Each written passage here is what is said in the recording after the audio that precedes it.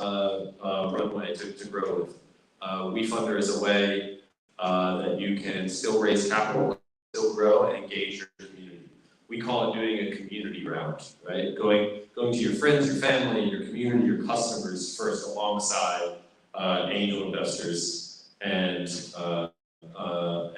venture capital. We're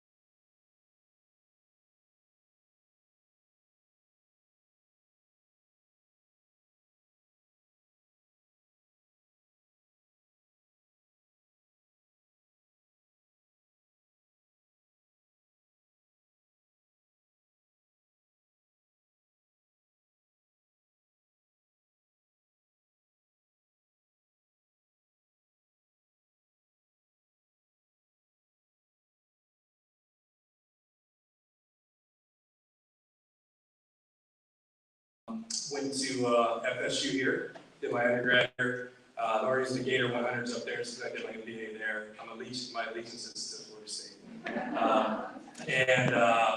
Let's see what else I can say real quick. You already gave me a pretty good introduction, but the only job I've ever had has been with MCCI. Just before I was a startup under MCCI, and it was all started right here in Tallahassee. Excited to, I guess we'll be talking about some of these questions. I'm excited to be here to share with you guys today. Nothing more exciting to be around a bunch of minded folks that are trying to make big things happen and take risks and be lonely a little bit together, but it's a lot of fun, there's a lot of reward in it, and I applaud everybody that's here today trying to make big things happen. Wonderful. Donny, did you ever see yourself? Was that out? No, it was totally accidental. I was actually, my path was, I was going to get my JD MBA, that was my goal, I was going to move to New York, and I was intercepted by a local entrepreneur named Lawton Langford, who's here in town. A lot of you shaking your heads, you've heard of him. So Langford Green in front of the stadium, even the statue of Chief Bossy on the horse that was donated by the Langfords. They've got a long history here. My father worked for the Langfords at the Municipal Code Corporation for 50 years. He was their vice president, and their whole business model, they became the largest codifier in the country. And it's hard to explain what a codifier is, but the thing is, if you know there's like noise ordinance, those are all put out by the city council or the county commission. And what Unicode has done for 67 years is that they would take those ordinances, review them against state statute, create a legal publication called Code Ordinances, and that's the laws, the local laws. So anyway, my connection was that they thought I had good DNA. Because my father had been there 50 years, and I remember I was at FSU, and I'd grown up around the Langfords, my whole life since I was born. So my dad worked for them the whole time, and Lawton just would never quit pursuing me for some reason. And I started working part-time. I was scanning documents. That's what I did in college. I scanned documents. And it was actually what started MCCI eventually. But I remember he took me out to lunch and he said, "Hey, why don't you come here and you start a company or start a division under our company?" And I was like, "No, I'm going to New York. I'm going to do my MBA. That's my whole plan." And I told him 3 times. My dad stayed out of it. And then I remember I went to Capital City Country Club. I don't know if it's still the case, but I swear like 20 years ago, meetings happened at Capital City Country Club at lunch, right? And so it was a big lunch. Dad told me, he's like, just tell Lawton what it would take for you to do it, And I had this thing in my head. My dad said, "You're crazy," But I told Lawton, and he's like, "Okay," and he called my bluff. And so that's one lesson. If you put out the offer and somebody comes back on it, you get it. So that's really how it happened. It's an incredible story. The intention that you put out there definitely came out in droves through the years. If you could go back and start over, you definitely had a lot of experience running Unicode. Would there be anything that you would have done differently, that you would have positioned? That's a good question. I don't think so. I mean, I think if you could fast forward and learn everything that you can learn about how important good culture is, how important you are, and learn from your mistakes, but you just got to do those. You got to make those things happen. I'm extremely thankful that I got the opportunity. So it's quite interesting too that I think a lot of what you all might be doing out there is you're starting a business from scratch. You have no customers and no connections, right? You're trying to build that. I think one really valuable thing, and it might be something you can take away from it, is if you can pair up with a large organization with an existing customer base with your offering. That's what really propelled me. Now, it was a lot of hard work, but also we had 3,000, 4,000 existing customer relationships to go sell into. So I really attribute that with very fast growth right away. And it's not a lesson learned for me or something I would do different. It was just my circumstance, but I think that could be a takeaway to build a business. The more you can partner, the more you can get access to relationships, the faster you can really grow. I think it's invaluable. As you look to the audience, we have a lot of different community members. Is there any advice you would give to someone beyond finding a partner? What kind of things should they look for in Tallahassee that makes Tallahassee a unique place to start a business? Yeah, so mentors are, a big thing. I was told early on, find mentors, and I took that seriously. And I can name a few, some people in here that are from town. Steve Evans, Michael Kramer. I remember Jerry Ostrione. He met me when I was like 23 years old. So I would say one misconception a lot of younger people have about mentors is they think people don't want to help them. They don't understand why is somebody taking the time of day, right? Well, if there's somebody, first off, if you're seeking out that person because you value something they've done or they created, they're very proud of that, and they love to help you with that. Okay, that's the first thing. And if you ask, they will likely say yes. And I would also, my other lesson learned was you have to understand the role of the mentee and the mentor. The mentor is there to give advice, to hold you accountable. The mentee is there to set the meeting, to set the agenda, to report. And so if everybody does their part, mentorship is awesome. I have 4 mentors active right now, and I've always had that, personal, professional, and I think that can really escalate how fast you can grow, just to learn from other people and just know that people really want to help you. As long as you do your part and you pick the right people, they'll say yes. And that's something I learned early on that helped me a lot. Community Code recently went through a bit of a transition. Can you talk a little bit about how you could prepare for that as companies move through change, especially with us having impacted by COVID? I think a lot of that has to play into your ability to manage your company, work with your employees.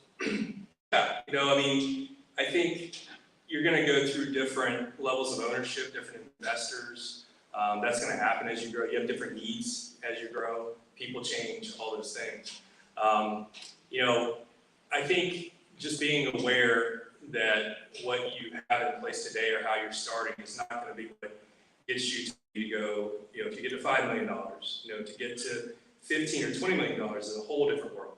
Take it from $20 to $50 million can seem impossible at times, but it's all doable. It's just a whole different format. It might take different investment. It might take different leaders. And those are really tough decisions to make, and you really need to be proactive about them. So,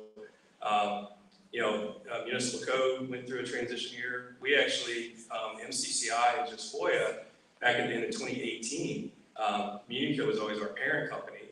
At that time, we had grown larger than them, and it was just time for us to go get another investor who had appetite to continue investing, because we've acquired 13 companies in the past 8 years, and that takes a lot of risk taking and whatnot. And I went to my mentor, my boss, Lawton, and I said, "Hey, I think you can do this." He said, "Hey, I agree with you." And we went out and we got another investor, and it's helped us fuel more growth. And Community Code benefited from that. So that's just one example, that I kind of got that feeling like we need to do something different. We love each other, we're family, but now what's going to take this company to the next level? Our employees and our customers, the right move. Today we partnered with Wefunder to be able to do this pitch event. Funding is obviously very difficult. You've gone through different stages of that. Are there any tips or advice or insight? I think one common adage is ask for advice, get money, ask for money, get advice, but anything along those lines to help people when they're looking for fun? Yeah, it's like a 4-hour discussion.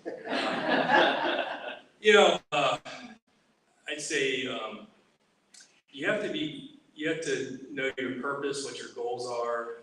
You have to know your business really well. We were always very, very clean. We had KPIs. We knew the historic performance. We knew what our forecasts were. I was taught that early on, by Lawton and other folks, but I think that's really important. Investors, if nothing's a sure thing, but if they don't feel like you have your stuff together, you're not going to get the investment. So that's probably the most important thing. And at every different level, by working together for 10 years, she'll tell you, we used to have like 10 KPIs, key performance indicators, right? We have 380 now.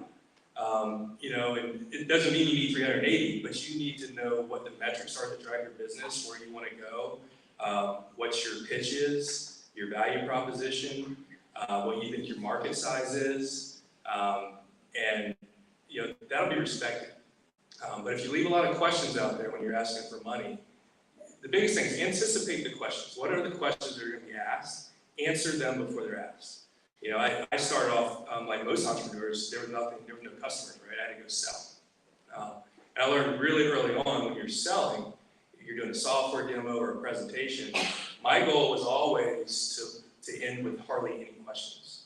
So that's how I thought about how I prepared. You know, I went through the whole thing, practice. What are they going to ask me? You know, update the deck, update the presentation. And I knew I did a really, really good job. At the end of it, I had to like beg for questions, as long as they weren't asleep, right? So I just say be prepared for asking for the investment by just having your whole world organized around your business. Well, I love that you mentioned KPIs and knowing how your business is growing in different pieces. As you've grown your company, you've definitely explored new ideas. There's a lot of similarities to adding a new revenue stream in a company as there is to even starting the first revenue. What are some of the thought processes you put into validating those concepts? Maybe clarify the question a little bit. Yeah, so as you open up a new revenue stream or build a new product, what kind of things are you looking for in the market to signal that it's the right time to go launch? Got it. Well, there's always a set of filters based on like the size you're at, you know, because if you try to do too much, you'll lose your focus, you get distracted, and everything goes bad. So I say first you have to have your filters. Like if it's a new revenue stream, how much revenue does it have to have the potential to create in order to even distract your team or distract yourself? So that's number one thing. Second is never start moving forward without validating your idea with customers. You know, Jobé is a great, fast startup software company started like MCCI did within Unicode. I learned how to do that, and then we said, here's this Jobé product. We developed it under MCCI. Once it got traction, we started funding it from MCCI. We separated a separate company. But just going back to the revenue stream, like why did we do Jobé? Well, first off, we had about 500 or 600 customers on our MCCI side that were government customers. They kept asking us, how can you help us handle all these public record requests that keep coming in and flooding our government agency, right? And we started off like we always do, like how do we make our current solution do that, right? And then I made some mistakes about 10 years ago and missed some very large market opportunity by trying to do that exact thing. Not thinking outside the box or thinking differently, just trying to apply my current solution to some new need. And in this case, I went out and validated the opportunity. I got together 20 of those customers, and we started doing a whole proof of concept, offered, hey, if you guys sign up with us for free the first year, next year you'll pay an annual renewal, that kind of thing. We surveyed customers. We got enough information to say this is a real opportunity, and enough information to make you say, this is going to allow me to make the mistake that I made 10 years ago when we should have gone and developed that product, and then we missed the whole market. But I'd say talk to the customers, make sure there's a real need out there, make sure there's going to be enough revenue potential to even move forward. You're dead on arrival if those two things aren't there, you know, because, and the other thing I would tell you, we started developing the product, and we found that there was interest, and me and our lead developer, we just started it out, started doing wireframes and building this whole thing out. Like, this is awesome, you know, and then somebody said, hey, have you tested that with customers yet before you go start actually doing all the development? I said, that's a good idea. And we did that, and the things we had ranked in priority order of development, like an MVP product, were the exact opposite order of what people cared about, you know, but we weren't the users, but we thought we knew their business, and we just really didn't. We would not have known unless we talked to them. It takes a lot more time to spend time with a lot of people and marinate. I'm a very impatient person, so I naturally don't like to do that. And Bonnie will tell you I'm the worst brainstormer ever. But it is where you stop at that cycle and you make sure you got a valid idea by getting all the feedback from the people who would use the product. That is definitely an incredible lesson. there any other lessons or challenges that you've overcome that you'd love to highlight for our audience? On the lesson side, I would just say people are very important.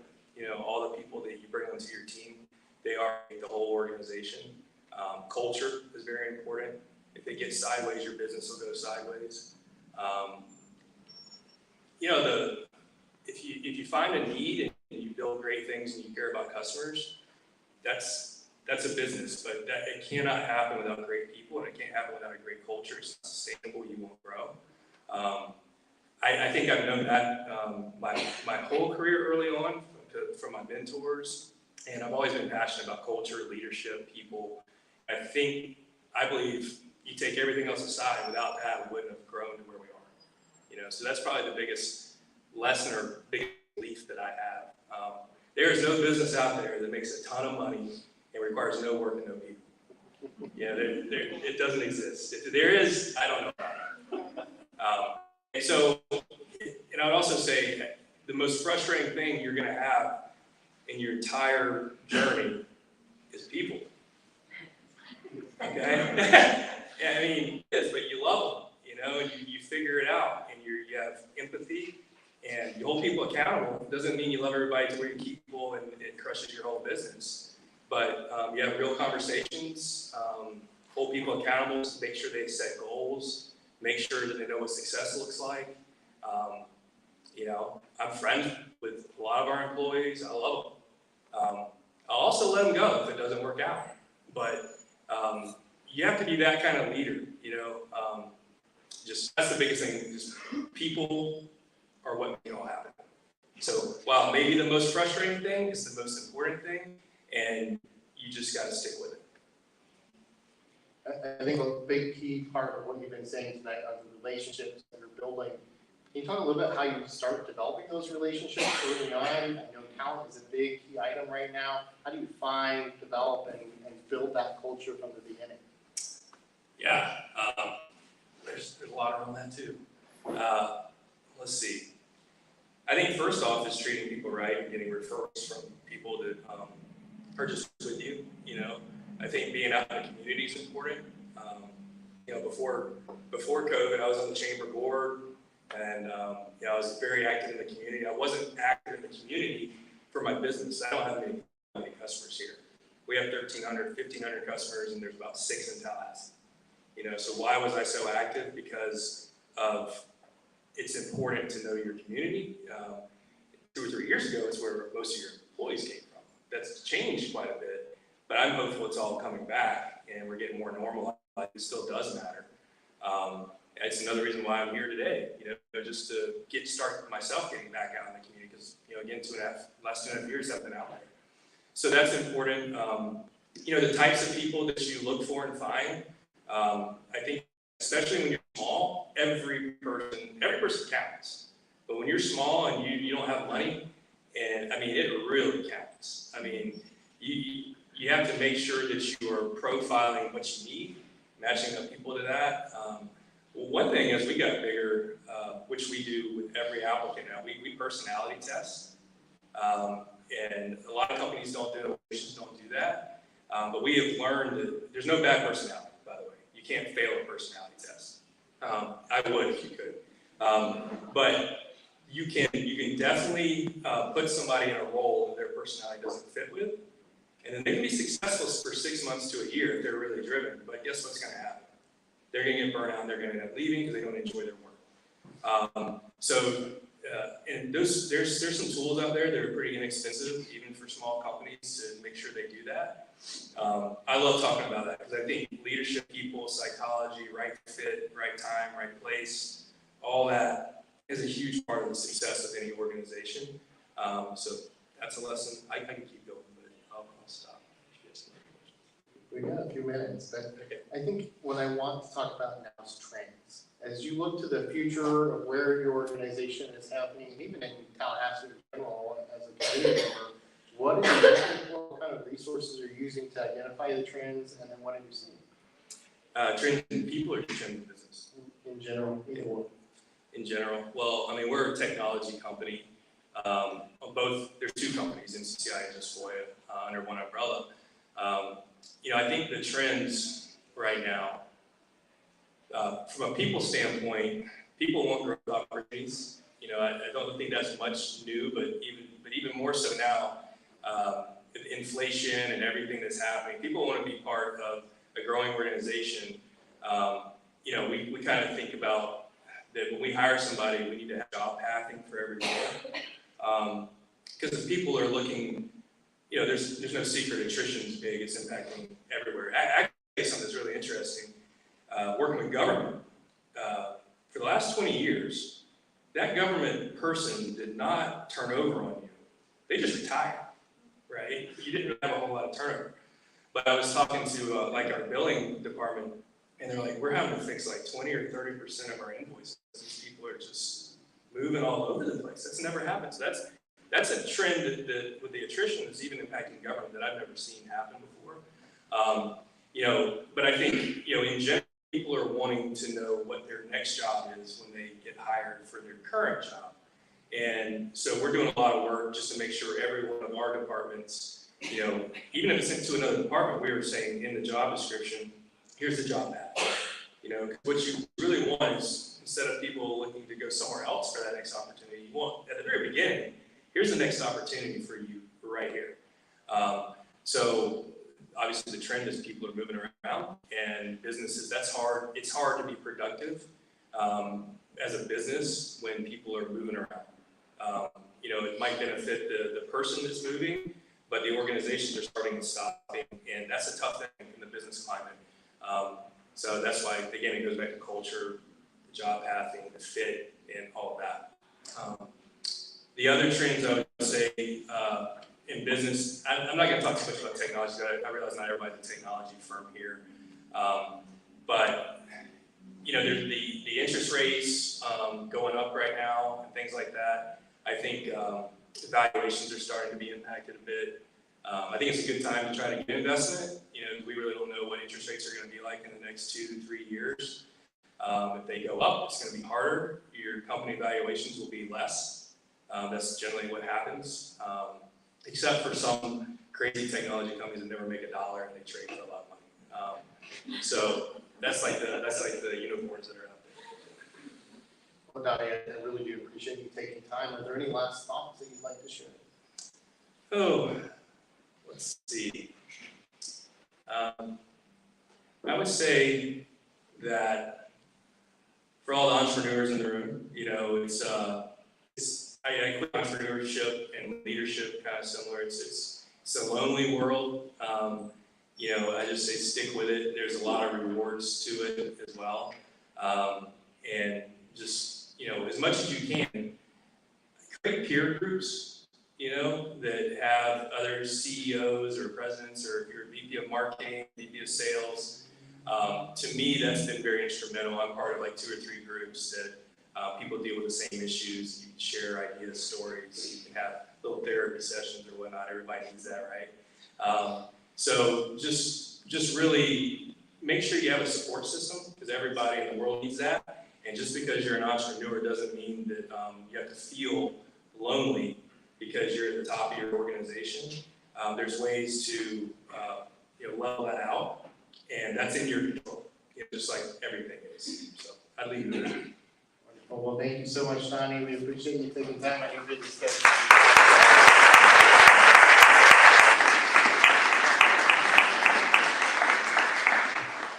We'll have a few minutes before we open the floor to the general audience. Feel free to network. If you'd like to move up in front, we'll open the doors at 5:55 to allow everyone else into the room. You're more than welcome to come up to the front. In the meantime,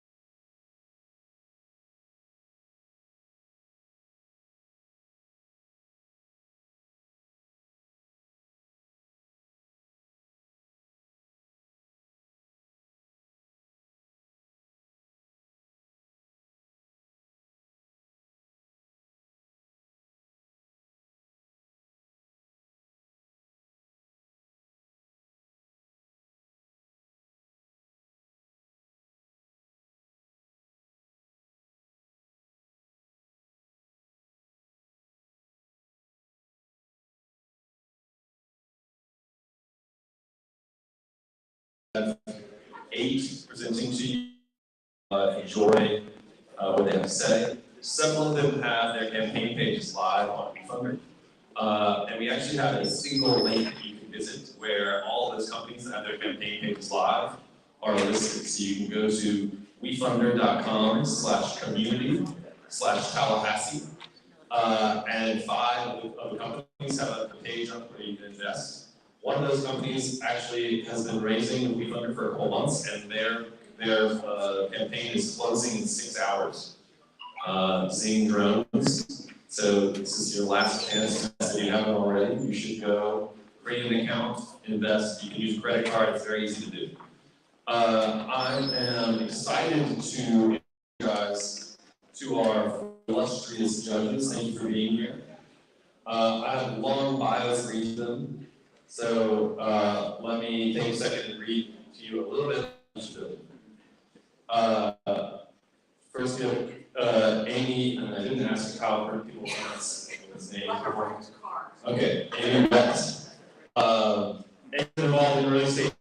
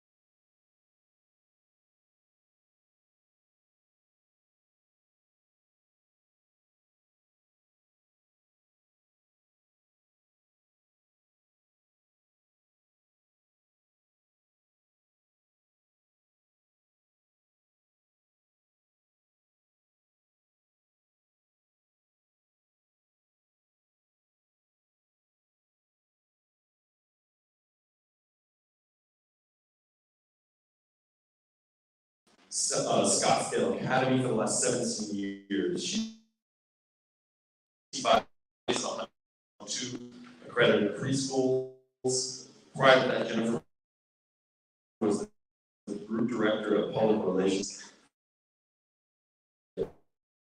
which developed marketing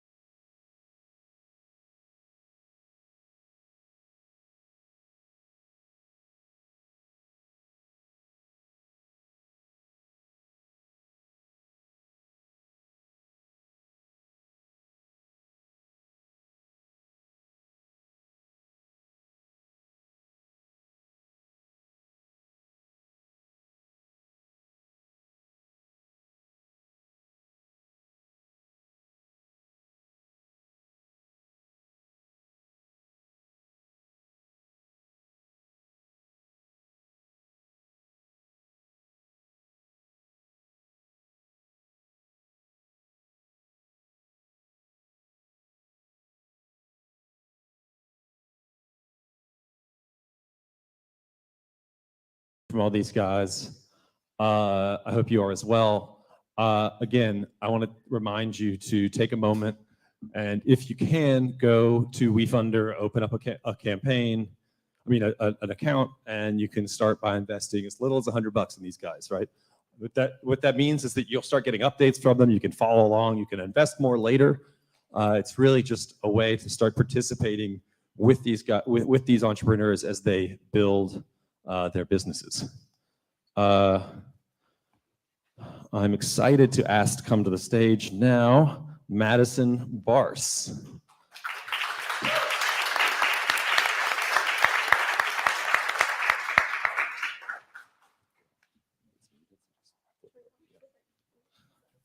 All these guys are going to have 3 minutes to present, and then the judges are going to spend 5 minutes answering questions. Here you go. You have the power now.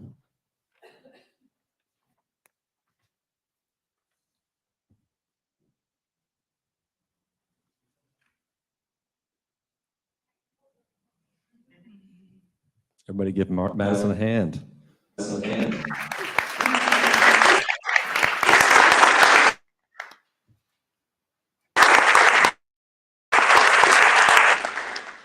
Imagine a world where we uplift women instead of weight them down.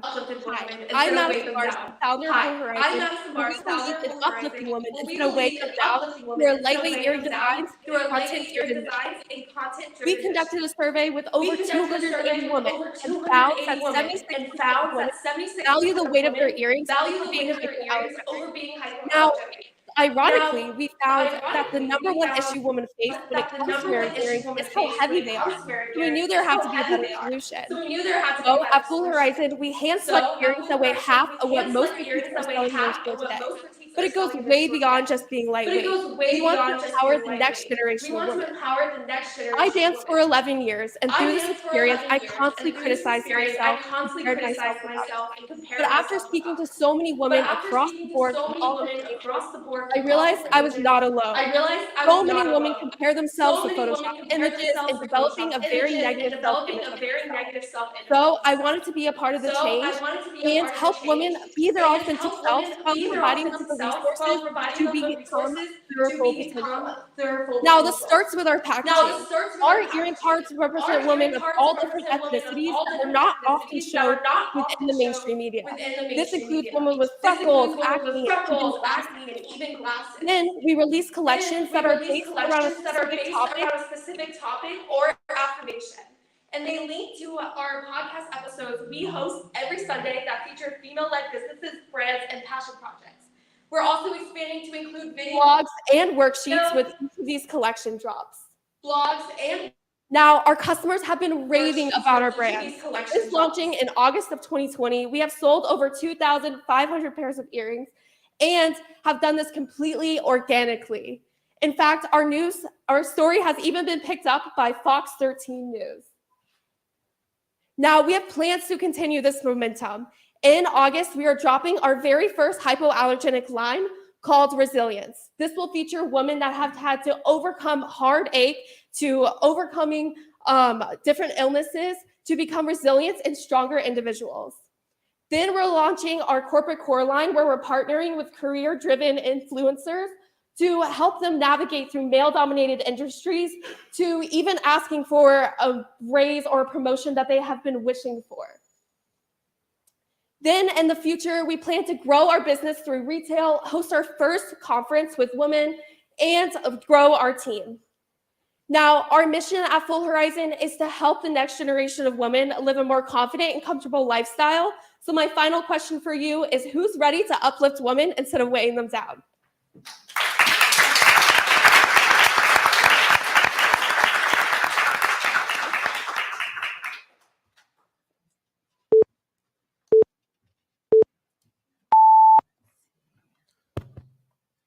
Question. Yes. So besides the weight, Right. why else should I believe in this product? Right. So lots of women, a lot of studies have been done that women speak 70% less at the table when they are with male counterparts, which is something that's really important to me because I think women should be able to hold leadership positions, So by providing these resources such as videos, worksheets, and content, I think they will really be able to self-reflect and have the confidence to be able to be at the table with those other counterparts and perform just as well. So it's more than just the earrings, it's the educational platform as well.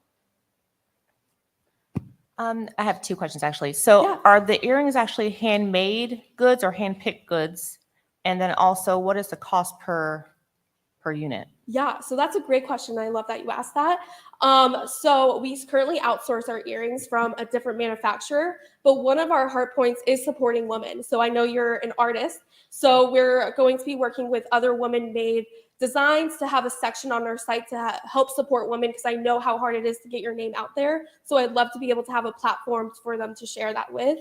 Our margins look anywhere between 80 to 100%. So that's definitely really great. So we average around $6 in profit per earring that we sell. And the average order size is $25. So it's about 2 pairs per order. What are your next steps? My next step. So I'm really excited because this May I'm going to be working. I got into the WeBank College Accelerator program, where they select 20 women-owned businesses across the nation that are just graduating college. And I'm getting partnered with a Fortune 500 company to grow my business within retail. I don't currently know who I'm partnered with yet. That's in May. And then they're flying me out in June to pitch myself in front of their 1,400 corporate sponsors to hopefully be able to grow that within their retail stores as well. Go ahead. Where do you sell these? Great question. So I currently do 70% of my sales online. We do roughly around 20% on our markets, and then 10% is our wholesale orders from boutiques. We started our wholesale department, which is a new department for us, and we're already in 4 different boutiques across the nation. So uplifting women obviously is a huge part of this. Right. I go to buy the earrings. Mhm. Then how do I get that next part? The mentoring, the solutions. Yeah. So that's a part that we're currently changing to make more efficient through our customer surveys that we get. So when they purchase their earrings, there's going to be a custom earring card that on the back kind of already describes their affirmation. And then there's a special QR code that they can scan that takes them to a private page on our website that will have all the links provided for those resources.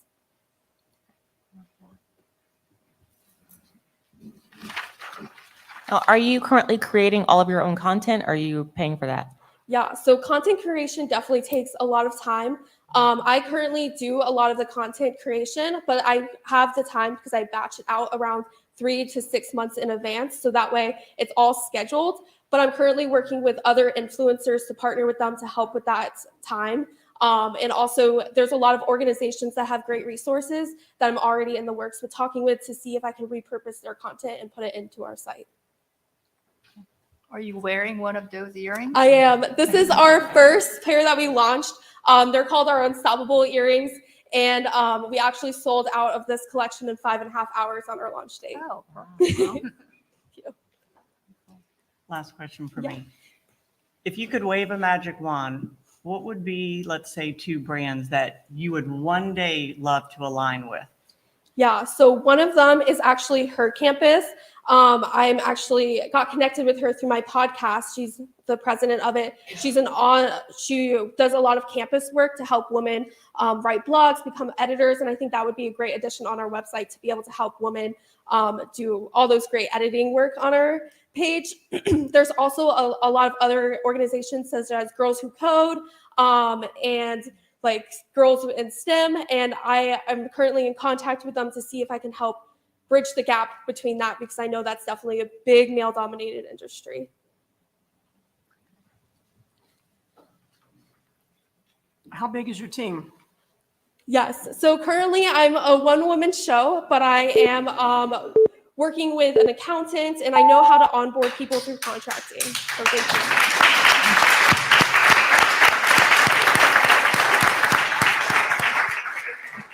Thank you, Madison. That was really impressive. Next up, we have Dunsel's. It's muted, so just when you're ready.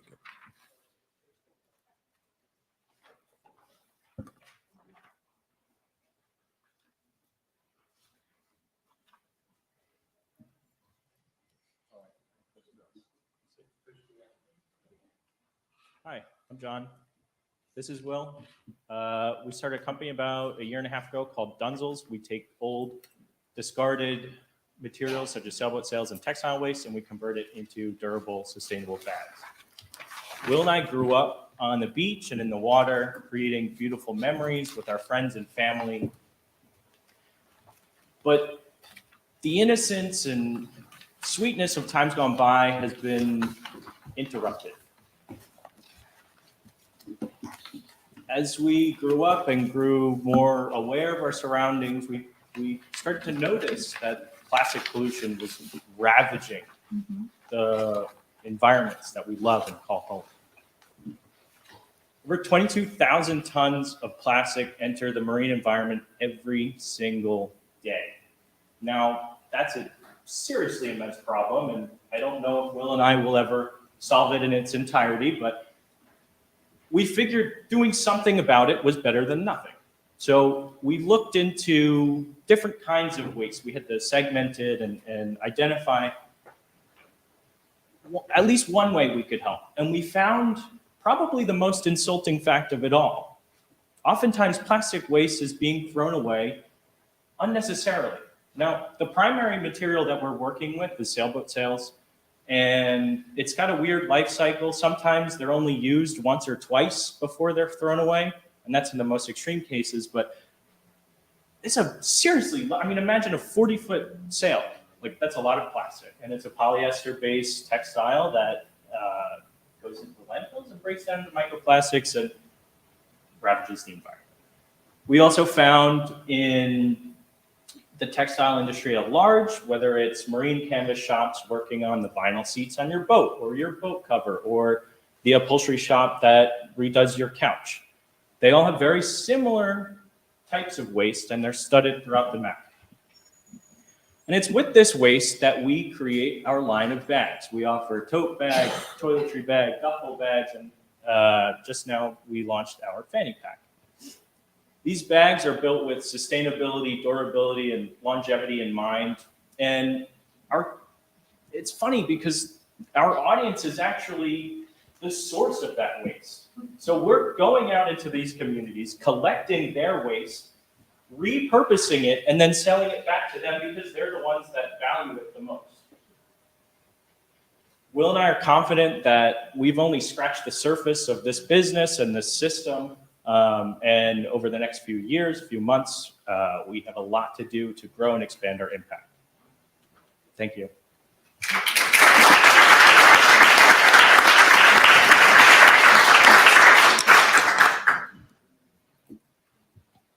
So where are you based? Here in Tallahassee. Okay. All right. Will and I went to the Jim Moran College, and that's where we met. And I graduated spring 21. He's in the master's program. Okay. And then how do you guys acquire the materials, the sales? Good question. So we've connected a vast network of sail lofts, marine canvas shops, individuals from around the state of Florida, and we regularly will reach out. We also have basically sort of frictionless way for them to come to us. If you donate something to us, we'll turn it around and give you something for free. And we just continuously are always searching for new outlets, whether that's new material sources, that's construction waste and stuff like that. Who actually does the converting into your product? Good question. So me and John have actually manufactured over 500 units, just the two of us. We also recently created 2 partnerships with manufacturers in the state of Florida. All of our products are manufactured in the United States and sourced from the United States as well. There was a very cool connection when you said taking the waste from a community and then providing it back as repurposed. But if you're not on the coast in the United States, what's your relevancy then? So one of the primary ways, actually what I was illustrating there is a new project we're working on with, this business started out as a fundraiser for the FSU Sailing Club. And a lot of times these sailing clubs have very similar needs, specifically fundraising, but they're also interested in upcycling their sails. So we'll take those sails, and we've gotten a lot of interest here in we're covering these sales throughout the Southeast and hopefully nationally later on, but take these sales in, it's got their colors, their logo, sell it back to them, and even provide that as a way to fundraise, a new mechanism for them to fundraise as well. So it takes a little logistics, but it's there. Yeah, and it's cool. Thanks. What are they made of? The primary material is Dacron, which is what sails are made of. It's a polyester weave, I guess, and then we also will use those other upcycled materials on the inside as a liner or for pockets. But yeah, that's it. Okay. What's the cost of the fanny pack? So it's $40. And what's your profit on that? So it costs about, so with labor, it costs $15 to make. Is that if you are doing it yourself or if you're outsourcing it? Outsourced. And are you just online right now, or are you in talks with anyone to possibly move the product in a retail front? So we're in 4 retail locations, 2 in Tallahassee and 1 in 30A, 1 in Apalachicola, Florida, and we're continuously expanding down into South Florida. Probably 50% of our business is on e-commerce, and we also do markets locally, statewide as well, and we also do some wholesaling. And you've been in business for how many years? A year and a half. A year and a half. And so what's your growth been like just this past year? We started fall 2020, and that was kind of experimental, but 2021 was really great for us, just in terms of building that community. And then finally, what we saw is really just a holiday season business where the juice of the holiday spirit really bolstered our sales. We did about $30,000 in revenue in 2021, and we're looking to hopefully triple that this year. Okay. If you find that sales aren't as plentiful down the road as far as waste, what would be the next waste you might possibly look at? Because obviously there's a lot of opportunity there. So construction waste is a big problem. So that's one of them. Another way to go is remanufacturing basically plastic waste. That's recycled polyester materials. People use billboards, recycled leather, all sorts of things like that. Tyvek is a big thing, which is big in the construction industry. The marine canvas really has it's very deep as far as their waste goes. And those shops are often throwing away dumpster loads of material in a week. So if you imagine you multiply that, that's kind of a good source. How many products are you able to get from one sale? All of them, in theory. So if you're looking Like how many units, from? It depends. It varies sale to sale. I mean, the duffel bags take a lot more material, so you could do 10. You could do, for the fanny packs or the DOP kits, you're looking at 50, 100. Just varies. What about your competition? They're very focused on selling the product as a luxury good. There is a sale bag company, but they're primarily focused in the Northeast. And we really see this more as a system, a sustainable business and system to clean up. And I think that's the power of the community that we've created is they want that. And that's not, that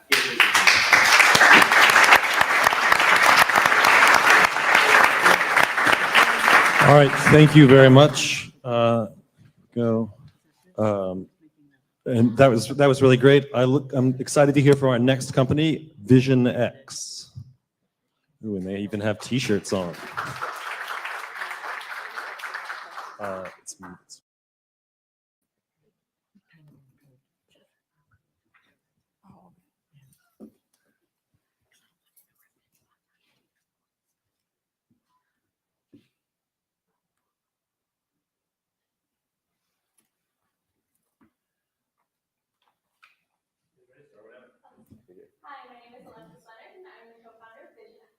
Hi, my name is Sixty Scooter, and I'm the co-founder of Visionx.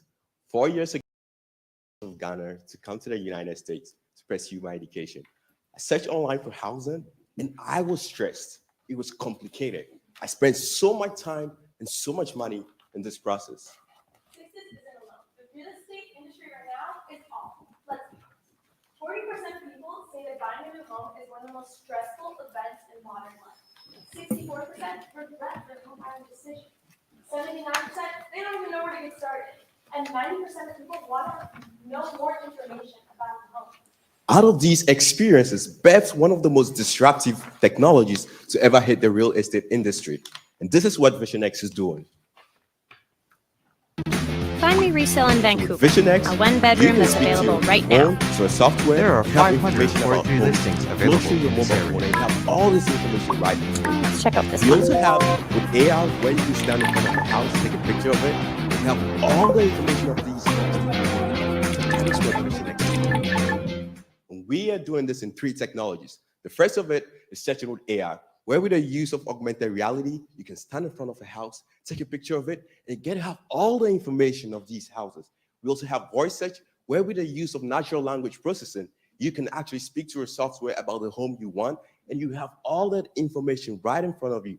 And we have personalized search, where we are able to recommend homes to you based on where you like to eat, based on where you like to shop, and places you like to go to in general.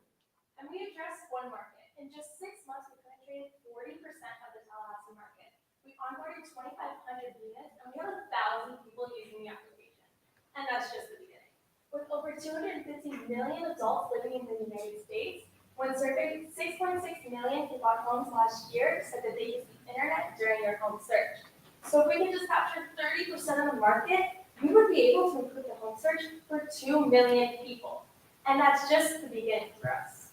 We have partnered with some industry leaders in the real estate industry, and one of it is Norman Group in Tallahassee over here. We also have LNG Studios, a 3D visualization company in Canada with over 20,000 homes currently using our software to help people have access to homes in Canada. Now let's talk money.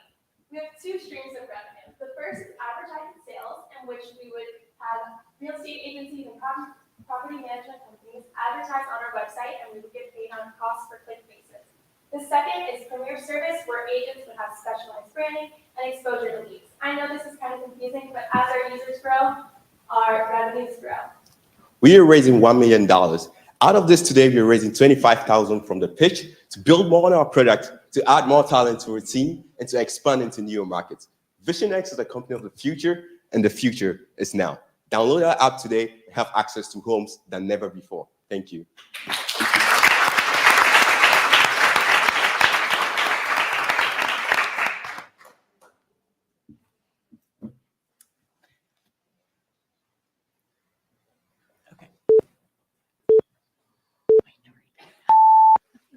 Go. Okay. What research did you do ahead of time? Obviously, you've got a lot of partners in the real estate market. In talking with them, what was it that you found they needed? And is that what helped you develop this? Just curious where the idea came from. Okay, so thank you so much for the question.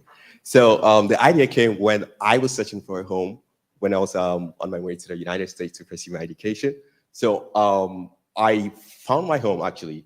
And when I finally arrived in the United States, I followed all the instructions, all the directions of this home, and I couldn't find it. It took me to a farmland. So from that experience, I was like, what's going on with this real estate industry? How do I access information about every home and access it with integrity, So that was the problem I saw. And more to that, we looked to the National Realtors Association, and they have lots of data which we included over there about how people are actually frustrated with the real estate industry. That's where you saw the stats on people that bought the homes and they either weren't pleased with their homes or they didn't even know where to start in the process. That was from them. How do you get the listings? Are you integrated with the MLS? Are you realtors? How does that work? Thank you for your question. So the first thing we did was when we first built our prototype, we first crowdsourced data from the MLS, and we started using that to attract users from the other side. Because we are presented with a chicken and egg problem. We want users, we want people to list their homes as well. So the first thing was to crowdsource. Then after 3 months, what we did, we stopped crowdsourcing. And now we told the realtors that now we have users using our app. So now you can list your homes on our application. And that's how now, so at this moment, we don't crowdsource, but we list based on the realtors actually putting their homes on our software. Who's doing your development? I am the one. I started it. I'm actually, yeah. I graduated with a bachelor's in computer science. I'm currently doing my master's in social entrepreneurship at the Jim Moran College of Entrepreneurship. Let me just say, I love this. So what was the cost of development for the app? Well, I was the one doing it. Yeah, but I'll spend the nights, been in the late night candle, working on it, and it took several hours, but Luckily, we've incurred no debt, and we yeah. don't have any investors so far. So we're all in-house. Okay, so you say you're raising $1 million. at what valuation? Nice question. Are you on Wefunder? Yes, please. Okay. Yeah. So right now. So I our assume Wefunder you would have to funding put a valuation capped on. at, Yeah. Well, right now our funding is capped at 55,000. So they didn't give us any information like that we had to input an evaluation. Oh, They so just you- said like, what would you raise up to? Like, what are you looking to see this far? Okay, so when people are investing, they're investing not knowing what the valuation of the company is. Is that what I'm hearing? No. Okay, so somebody knows the valuation of the company. Yeah. Because we. So if we have 250 million Americans right now that are adults able to buy homes, we would want to serve that entire marketplace. And on average, right now we have 1,000 users and we're charging about $2 an ad. So that would be. Don't worry about it. That's our evaluation. Okay. Can I ask how much is the app to download? Is it free? It's free. It's free. It's So free. the people we actually charge for usage is the realtors. So we actually charge you based on you taking a picture. So but we don't charge the users, so it's for the realtors. So what we're doing, again, it comes to the problem. The problem is having access to information about homes. So it's free for people to have access to information about homes, but then the realtors also pay for putting their listings on our software. Is it available on Android and? Yes, iOS? both on Play Store and App Store. Okay. And we also have a web browser. Okay, I was going to ask that. Is it similar to Realtor.com or Zillow? So here are the differences. We have 3 unique differences. The first one is searching with AR, where no other company has that ability, or not ability, sorry, but has the technology to stand in front of a house, take a picture of it, and have all that information. Thank you, guys. There you go. Thank you, guys. I'm excited to learn more about Visionx. Our next company is called 3D Musketeers.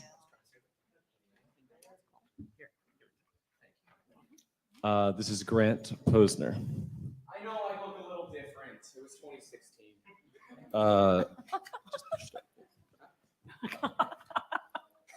How's everybody doing? You can just go ahead and just click for me. Should auto start. Yeah, look at that. See, we're doing some auto start. That's all you need to do.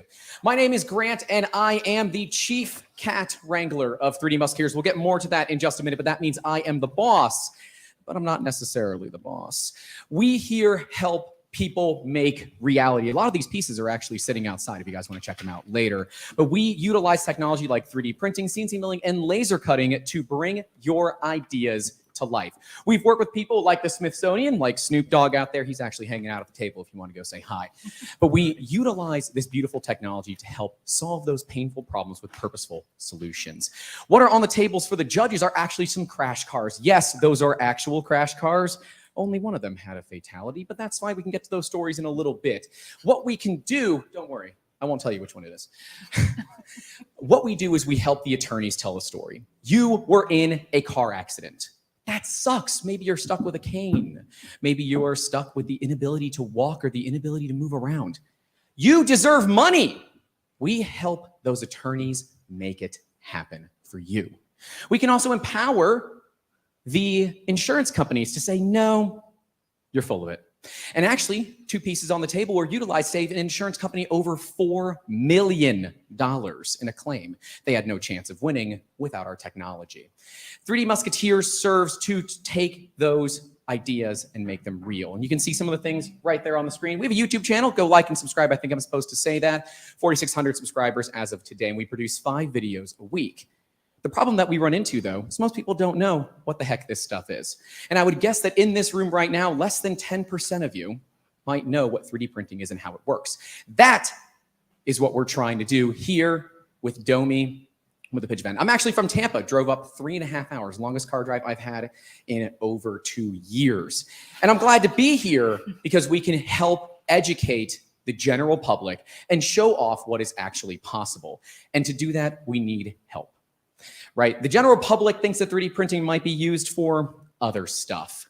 We use it to solve problems. We use it to make money. We've been around for 6 years. I've been in this industry for 16, and we are cash positive this year. Past couple of years have been rough for us, but we're making it through, as you do. But realistically, there's a lot going on here. My name's Grant, 3D Musketeers, and that's Victoria, the real boss.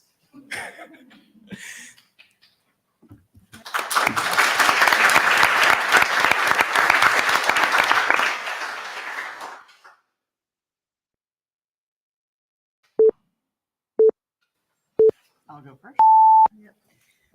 So is your client or customer defendants or the plaintiffs, if you will, or the lawyers? It's going to be the lawyers or the insurance companies. So it's That's either very side of the niche bench. oriented. So how are you going to, communicate directly to them on what you can do? The attorneys are actually pretty easy. We have a direct mail campaign ready to go. We have over 100 small little cars. Those ones are 9 inches. I have little ones at 4 inches. They're out at the table as well. That we're going to direct mail to the attorneys with a nice little tip-in placard that's going to show them the value of what we can do and the kind of money that we can make them and their clients. So are you recreating the accident scene for the insurance company, the attorney? Like, how are you? Correct. Exactly. Okay. Yep. We will go to junkyards. We can go to the crash scene. We actually have the scanners out there as well, where we can replicate anything, literally anything.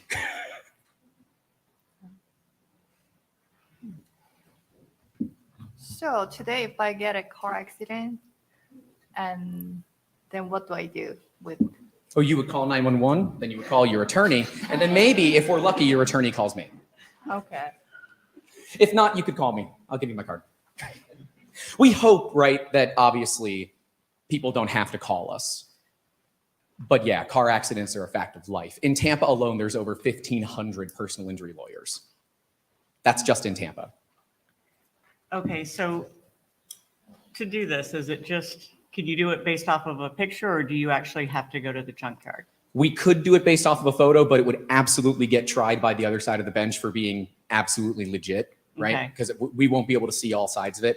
It's best for us to go to the junkyard. So how much would that cost? Because you've got a variable if it's Of course. across the side, Yep. other side of the United States, and you need to physically see it. The average car scan starts between $3,000 and $5,000. We've seen them go as high as $15,000. That's for the red Hyundai and the orange Hyundai on the table. There's 5 cars total there. That was $15,000. We did a package deal for that one. Our overall cost for those pieces was less than $3,000. So there's really, really good profits. That does include time.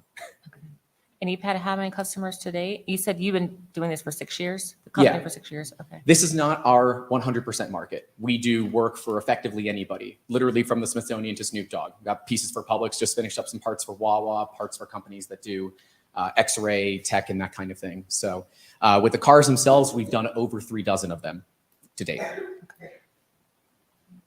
How much do you think it made a difference for that case? The Hyundai case, it saved them just a hair over $4 million. That's the only one that I actually followed because they came back and got a lot more cars from us. The red one's the real one. The orange one is one of the crash tests.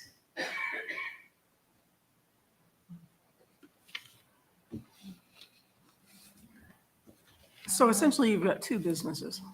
do you One mean? that is geared toward the legal industry and one that makes things for people like Snoop Dogg? We're a service bureau, so we make parts, right? We make awesome. That's quite literally our tagline. And what we do is we find the industries that have historically worked well for us. Prior to the pandemic, it was food packaging. They're dealing with some issues on the supply chain side. When that comes back, we'll be right there, ready, willing, and able to take them. But for right now, we play in the markets that we can. We have the nice scanners to make it happen. The legal side is one of the highest profitable margins that we deal with. You're talking thousands of % net profit on those jobs.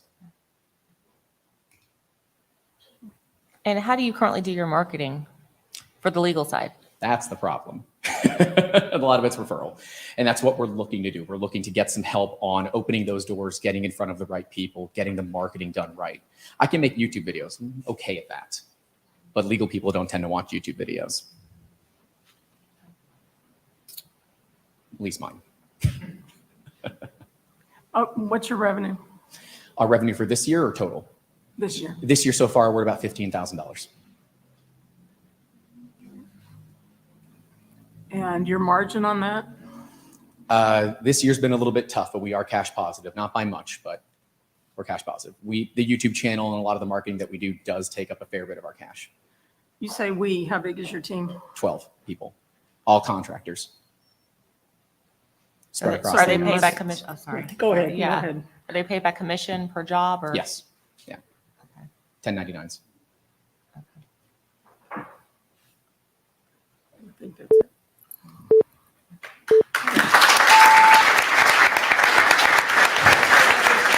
Thank you, Grant. Our next company is Jobé. Oh, okay. Just walked out the door.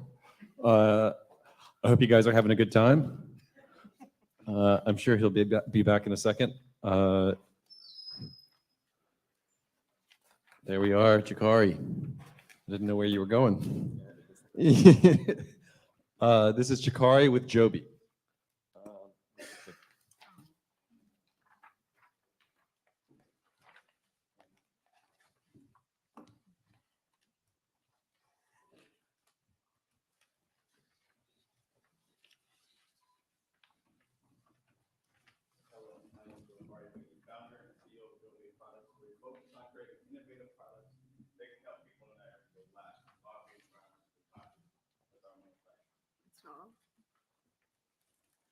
So let's start at the beginning. Back in 2014, my freshman year in college, I used to ride my bike to the beach. Sat on those large rocks right there. In a place of relaxation, I thought to myself, as you can see in this picture, this would be a great place to do some homework. But obviously, it's not suited for that. At the time, I'm also a college athlete, or I was a college athlete at Florida A&M University, where I found myself at track meets, having to be an athlete at the same time, student at the same time. And there's not a lot of work or space to get work done at track meets.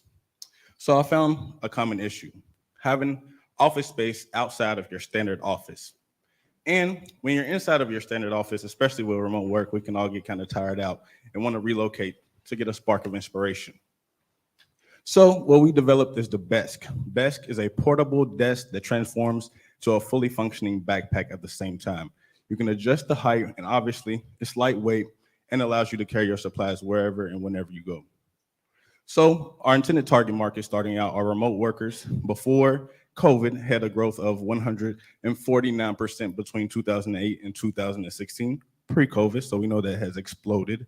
College students, which is a $568 billion industry that replenishes itself every year with freshmen, and outdoor enthusiasts, which has also grown because of COVID, which is a $375 billion industry as well.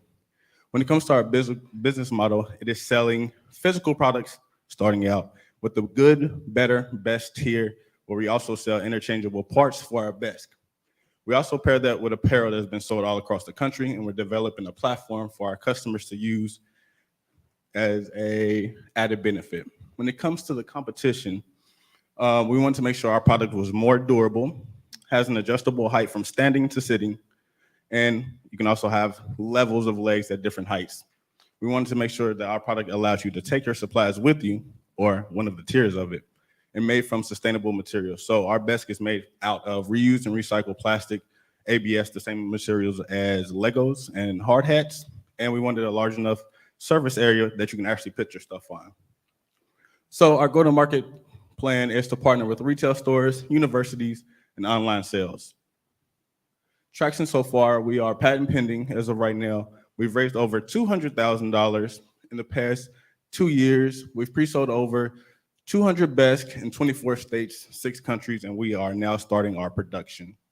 Here is our founding team. Obviously a graduate of Florida A&M University, Nick Morris, a graduate of University of Kentucky, and Sir Crockett, who actually designed backpacks for Nike, made sure our backpack was not only comfortable, but functional as well. And here's my contact information. And if you would like to pre-order a vest, there is our website.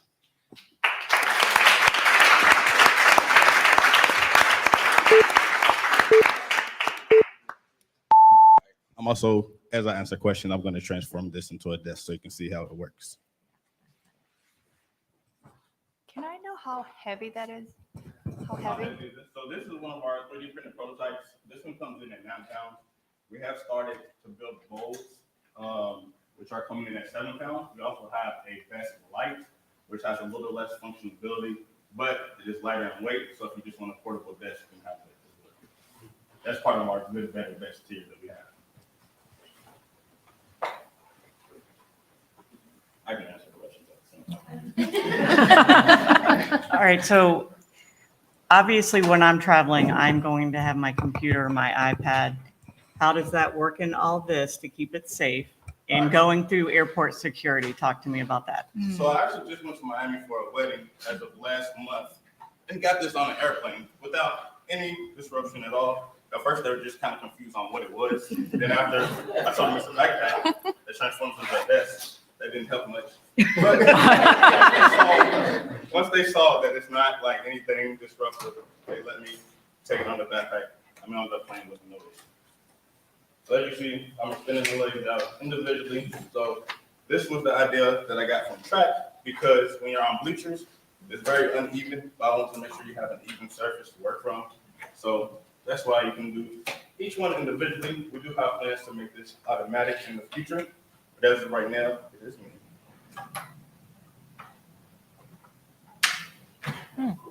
Any more questions? I can answer at the same time. So which one is this? This one is the regular vest. So this is our standard vest. This is a 3D printed prototype as well. So it doesn't hold as much weight as our standard vest would, because as we know, mold injected parts are a lot stronger than 3D printed parts. So I took this out, but technically you can leave it on and have it hang underneath. But this is also a part of our interchangeable parts that we have. We're starting out with this, and we're also going into camera bags as well. With our vest light, you can actually upgrade it to this standard version of a vest, but all it is an extra panel, still developed all the same. So, What's the what's the retail price of that? As of right now, you can buy this version of the vest for $189.99. Once it is into production and into stores, it actually jumps up to $250 or $249.99. $189.99 is kind of a sale price to get pre-orders in. So once they come out, we've been able to raise a little more money so far in initial production. What's the product cost? The product cost right now is about $120, but that's technically because our first production unit is only at 500 units. But as we move up over 10,000, we can get that down to below $40. How are they made? Where are they made? Another great question. What's the time then? So right now, we're assembling them in Louisville, Kentucky. The panels are mold injected in Indiana. The legs are imported from Taiwan. And the fabric, the company we're going through, is also in Indiana, but they get that from overseas as well.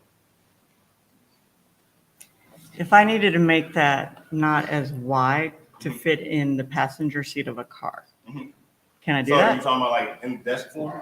Yeah. So if that were the situation, I would recommend a vest light, because it actually takes 2 of the panels off to make it a little bit smaller desk, but definitely more than enough for a laptop and a book. And also, when you're in the car, you can still use it. You just make these 2 legs a little shorter and have it up on the seat with. And they're available to purchase now? They are available for pre-order on our website at www.jobéproducts.com. So, but for pre-order, how long would it take for someone to actually receive the product right So now? our launch date is later this year around November. We do have partnerships in place with retail stores for our first production run to go into retail stores, technically based in the outdoor market, the outdoor outfitters. We also have a couple partnerships we're working on with universities to get them on their athletes, especially when they're going out to like things like track meets where you're there for 5 days, but you only compete for an hour, and you still have the responsibility of student homework that you have to get done while you're away. And how many units are you putting out on your launch? Right now, some of the total amount of units is 500, but that may be going up because we were able to raise a little bit more than, so that's at 200,000, but we actually are in the process of retrieving right now another 180.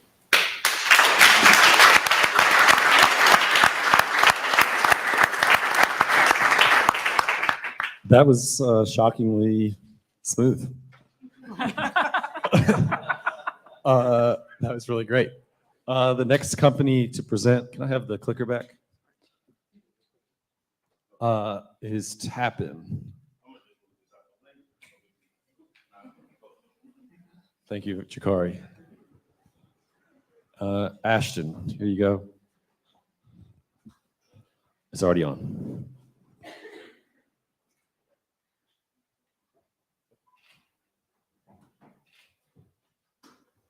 Hi, I'm Ashton. I'm the founder of Tappin, and I'm excited to share how we're helping create more engaging experiences for art galleries.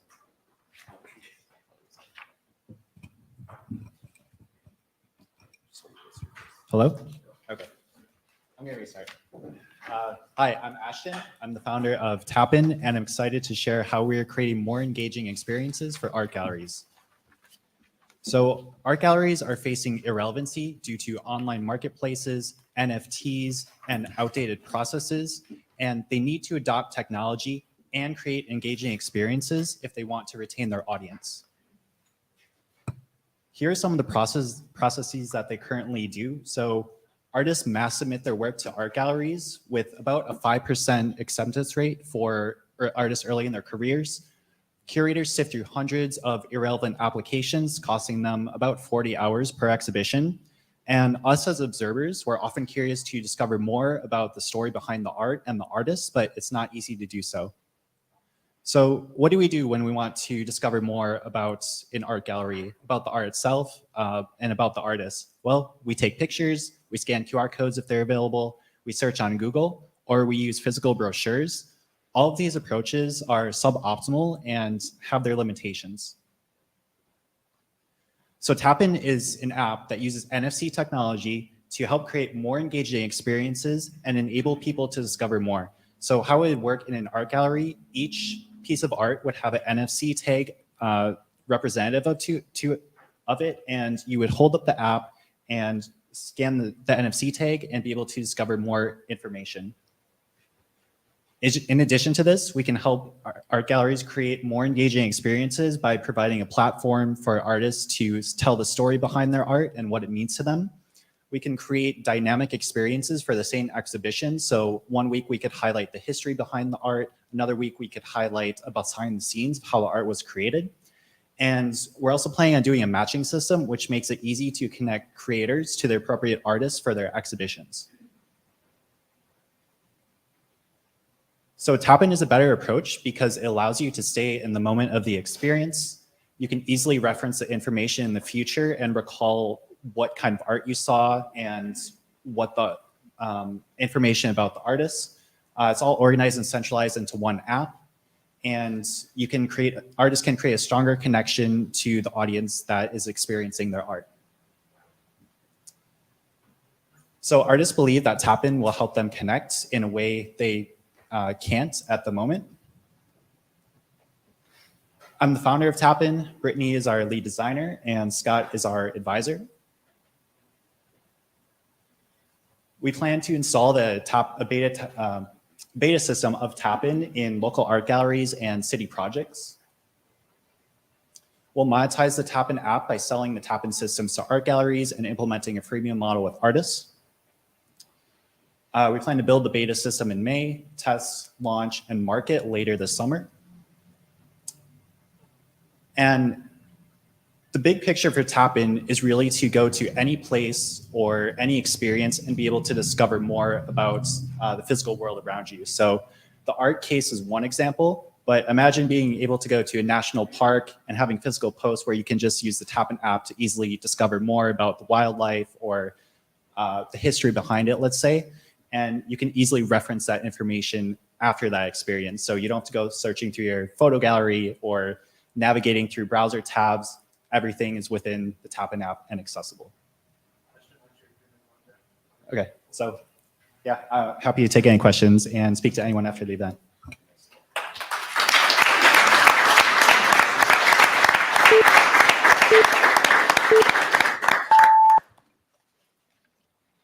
This is really amazing. How are you marketing to galleries? Yeah, so we're planning to do a beta system with Lemoyne and the FSU Museum of Fine Arts. So that will be our initial test run, and that's where we're going to get feedback. And then once we have that feedback, we're going to work on creating a partner program where we can then market that to other galleries and getting them on board. Is there anything like this in place now that's out there? To my knowledge, no. Really, our competitors are the current approaches that people take, like when they want to discover more about the art, let's say. So that's taking photos, trying to discover the artists on Google. And yeah, but as I know, there's not really like a approach to solve this problem. Is there any thought to gamifying this? So that, for instance, you have a classroom coming in to visit the art museums, you know, or you could use the same thing for a history museum. Is there any thought to making it not only educational and learning about the artist and their particular, but interactive, essentially?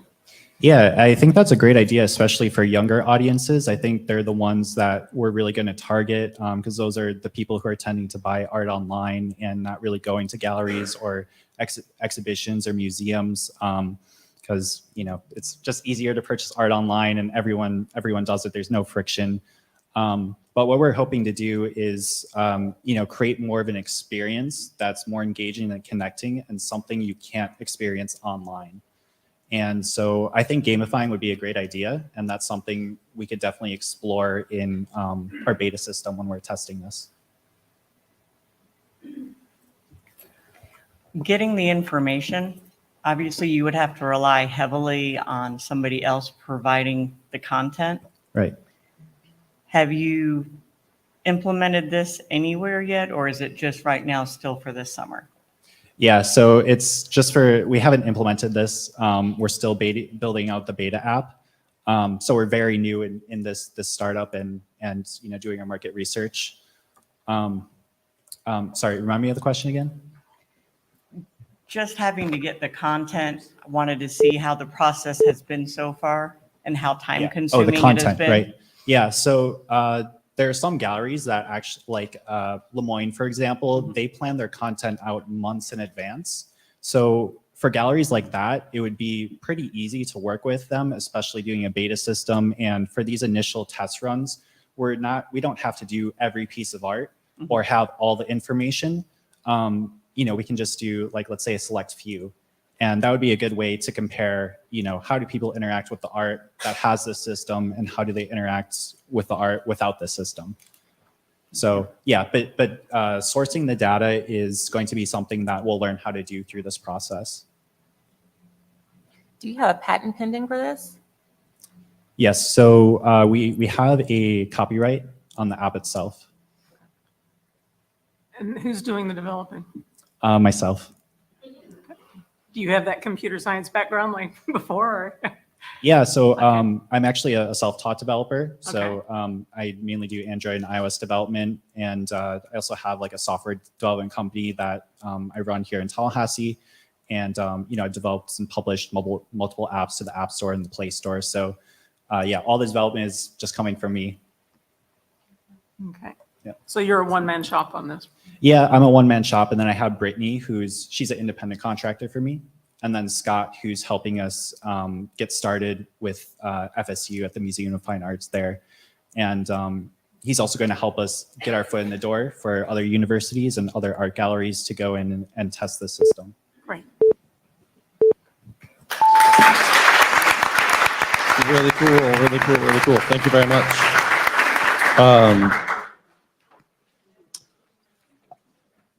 Our next company is called Manser Edbrooke Technology. Charles Edbrooke, here you are. Mic's on already.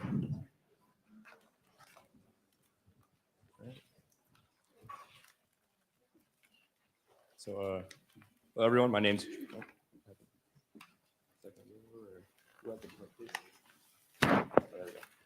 my name is Charlie Edbrooke. I'm the co-founder of Manser Edbrooke Technology, and I'm going to tell you how we plan to break the prototyping boundary. So, as an engineer, every single day, I'm tasked with bringing an idea that someone has or myself and going through the whole design and development process to bring it to like a real product. This means going from a drawing to something simple like cardboard all the way to 3D printing or something called CNC milling. And with 3D printing, a lot of people expect to get really good results. If you're an experienced user, you can expect something like that. But if you're an average user doing this at home, this is a very common sight. You can't use these in any way. And for our purposes, it just doesn't cut it. So a lot of the time, we go ahead and move to CNC milling, where you're getting essentially like a sculptor and cutting away a metal piece or almost any type of material to get a final product that's very accurate. But these machines are very large, very expensive, and they usually get contracted out to someone that's had vocational training. That brings us to Project Firebird, which is our kind of gap in the market that we're looking at, which combines 3D printers and CNC mills, as pictured here. Here is our machine, which is about 4 feet long, 2 feet wide, and 3 feet high.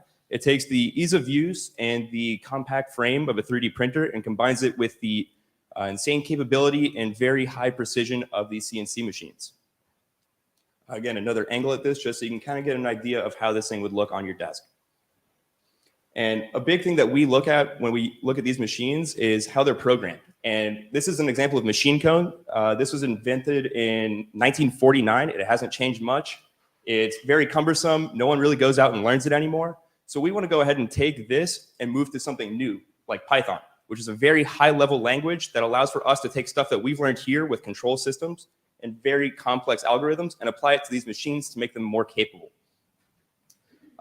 In the last few years, in the US alone, 3D printing has about $5.2 billion of revenue and grows at about 11% annually. And metalworking machinery is more established at $33 billion and grows at about 1% to 2% annually. Now, we're looking at somewhere in between these two markets with about 300,000 users and around $4.3 billion for our own market. For our revenue streams, we're looking mostly at machine sales for the beginning. We're going to sell these machines for about $15,000 a machine and make about $7,000 per machine. Additionally, we're going to be selling our CAM software, which is how the machine actually operates. It's a software as a service that reduces complexity for our users and has a very high profit margin. And we're also going with a modular approach, which allows for upgradable components and lowering our shipping costs long term. Throughout the last year, we've been able to interview 40 different companies. Some of them are pictured here, like Tesla, GM, NASA, and some other colleges and institutions.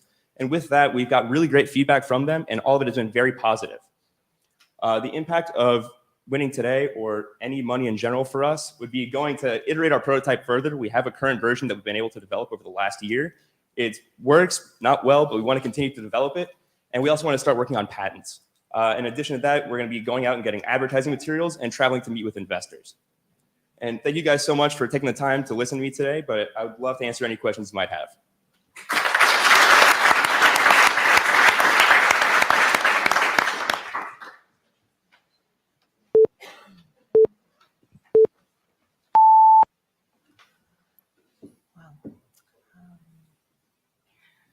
So, you said you have a prototype Yes, functioning, but not great? correct. Okay, so are you planning on making some other prototypes that you have companies test? Yes, we have a few ideas right now that we're working with based off this first prototype. It was a great learning experience. We were fortunate enough to partner with FAMU FSU College of Engineering and have our own senior design project, as well as use a couple other classes in our curriculum as projects to kind of continue and develop the software side of it. So moving forwards, we are going to go ahead and look at some of the upgrades that we've noticed and other people that have worked in machine shops have noticed, and eventually get something that's more capable and a little bit better for our needs. So what does your customer base look like at, $15,000 a unit? So we're targeting the people that are looking at like high-end 3D printers or cheaper CNC mills. We're looking really heavily into small to medium engineering firms, people that are trying to work on their designs and iterate prototypes in a fast period of time. Because right now, machine shops, if you send a part out, sometimes it'll take over 3 months just to even get a single part back. And that's time wasted, that's money lost, and you could be going out and continuing other contracts at that point. So the footprint, you were talking about it being 4 feet and whatnot, Yes. but sitting on a desktop. So I was kind of confused on that. It's not supposed to sit on the same desk that you're working on. It's more of just, it would fit on a desk. On a desk, so. We have a filtration system that we're working on too, so it would meet OSHA standards to go in an office. We're just trying to make sure that anyone that wants this machine can put it anywhere they would like within reason compared to some of those much larger machines. Okay, so a much larger machine, you're talking about like a Haas. Haas, DMG Mori, Makino, anyone. Right, and those are hundreds of thousands. Yes, the DMG Mori ones can go over 2 million. Right. So what is the capability comparison? Are you, for 15,000, are you getting like an nth of the capabilities of the huge one, or are We're you shooting for getting- something very close in capability. The biggest thing is just the scale. So with those machines, you can put in almost like an engine block. You can put in entire fan blades. We're trying to shoot for a machine that'll make parts that are about an 8-inch cube. Okay. And with that too, we're also targeting, I think, about a 30 micron tolerance across the entire part, which translates to even less than, I think, 1,000th of an inch. In 10 years, where would you see your business if you were successful? So Firebird is just our initial approach to the market. It's a way to get our brand out there and get people using our software. And eventually we want to be able to take that CAM software and other things that we've developed and kind of sell that by itself. So a lot of machines, you just buy the machine. It doesn't come with software. It doesn't come with any controller. Siemens is a very large company in that field, and they benefit greatly from being able to just sell their programming. So what are the major obstacles you're facing? Okay. So Patrick and I, my other co-founder, are both mechanical engineering students. And one of the biggest things is we only know so much programming, and programming a 5-axis machine is very complex. We've been able to get pretty close with a couple projects, but it's not to the point where we would like, and we would like it to be able to almost be as easy to use as a 3D printer, where you just upload a CAD file, you slice it, and then it just runs. So any startup money you're able to acquire, you're going to put it towards? Getting a programmer, working on patents and copyrights. The code will be copyrighted. Patents we're looking at for the filtration system and other vibration damping components. So do you have any patents so far? No, we're working on a few provisionals presently. So there's a need for this product through Yes. talking with potential customers? Yes, we were lucky enough to do an NSF I-Corps program through Florida Atlantic University. And with that, we were able to talk to 40 different companies ranging from Lockheed Martin to Tesla, to even a few local places to where I used to work as a Porsche mechanic. And there's just a very large opportunity for these companies to benefit from having these in their office. So is there anything else like this on the market right now? There are other attempts, but there's nothing quite like this. Some companies sacrifice the size, the capability, but no one really offers a true 5-axis machine that can hit these tolerances within that size dimension.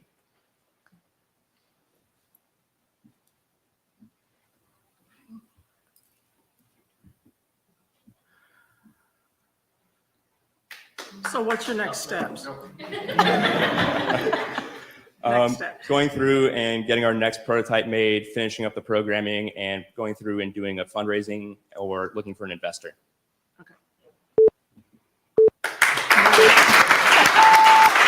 Thank you very much. Our last but not least company is Zing Drones. As I said earlier, Zing Drones is, I think, now maybe like 4.5 hours away from closing their Wefunder campaign. So again, go to wefunder.com/zing.drones, or I think it's just Zing. Invest if you haven't already. They've raised over $150,000. Close.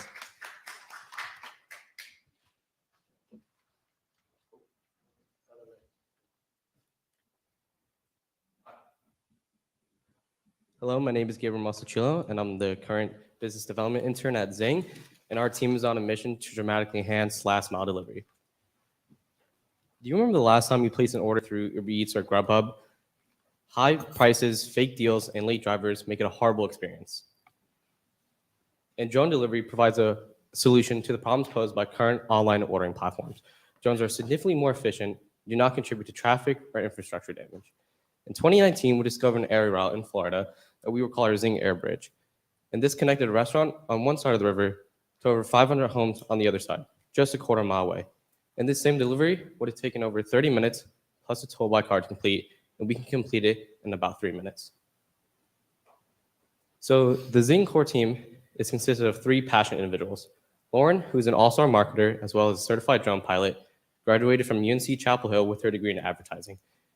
Grayson is a certified flight instructor who's attending MIT for aerospace engineering, and Ian recently graduated from FSU with his bachelor's in computer science and his master's in product development.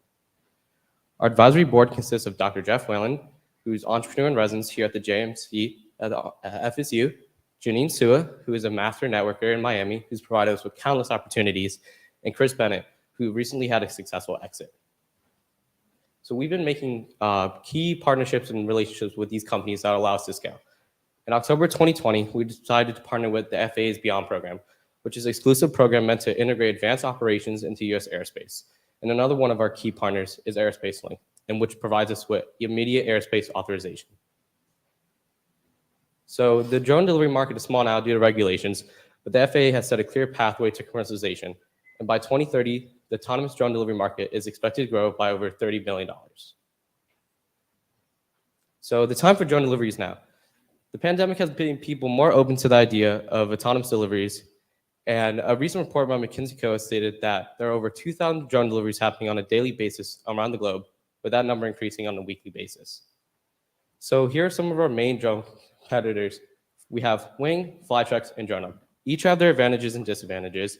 For example, Flytrex cannot receive their air carrier certificate because they're not US based, and DroneUp is struggling to rebrand themselves. So services such as Uber Eats forces restaurants to take a loss on every single order due to high platform fees, and sidewalk bot companies already integrate with a restaurant's existing POS system, which is something that Zing would like to do in the future. We fly over 40 miles per hour directly to the destination, while our competitors are stuck in rush hour traffic. Now I'd like to leave you with a question. Would you like a better delivery service than what you already have? If so, I invite you to scan this QR code and invest into Zing's fund today. Your investments will directly fund the development of core technology, acquisition of FAA certifications, and real-world operations happening in Florida today. Thank you. I'll take any questions.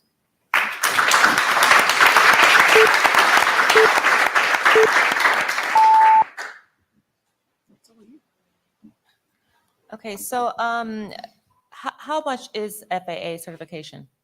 So there's several certifications. The basic one is a Part 107 license, which allows anybody with a drone to commercialize it, whether it's doing real estate photography or doing small deliveries. And that's about $165 for the general license. But where we're looking to acquire is a Part 135 license, which allows us to carry heavier packages beyond visual line of sight, so completely directly away from the pilot. And those go for over a couple $100,000. It really depends on the certification process. And that's something we'd like to acquire in the future or in the near future. So the people that would buy this, anybody that has something that can be delivered? So we're currently looking to partner with restaurants as well as ghost kitchens, because we'd like to make food delivery easier and more accessible for people, especially now more people are looking to services such as Uber Eats and Grubhub. So people are looking more for the convenience. No, I totally see that. How much would it cost if I wanted to buy one of these products? And then say for a year, how much would it cost for me to maintain it, whether it's batteries, whatever? So that's a good question. As for the price, that's something we haven't determined yet for a membership, because what we're looking to do is partner pilots that we onboard with restaurants in local neighboring areas. So we're not really selling the product as a drone and the winch capabilities, but we're more so selling the service to these restaurants and ghost kitchens. So that it would be like a membership deal where we provide them with the pilots and we do the deliveries for them, and then we take a fee from the sale. So this presents a lot of savings for the restaurants, but does it pass on to the actual customers? It's a good question. I would have to get back to you on that. I'm just an intern, so I don't know everything, but I would feel that's something that would be something of a concern.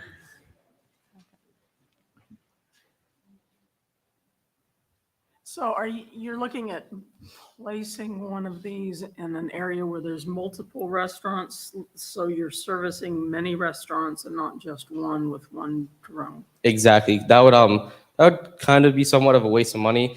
Currently, we've done orders. One of our biggest order platforms is going to be in Tierra Verde, down in St. Pete, where we're going to be partnering with those same restaurants that I talked about earlier and delivering to people across that river, across that channel. We've done several we've done cafes, and we've even done a Chick-fil-A order previous in the past. It was actually last March, I believe. So we want to try to pick up as many partnerships in the area as we can to make it as effective as possible. What's the weight limit? Currently in the past, we were using DJI drones, and that was anywhere from 5 to 7 pounds for the complete order, as much as we can carry. We're actually partnering with a Israeli-based drone company called Haven Drones, where we can carry a payload of up to 20 pounds for over 40 minutes of flight time. So that's almost, you're getting to almost like grocery orders around that margin.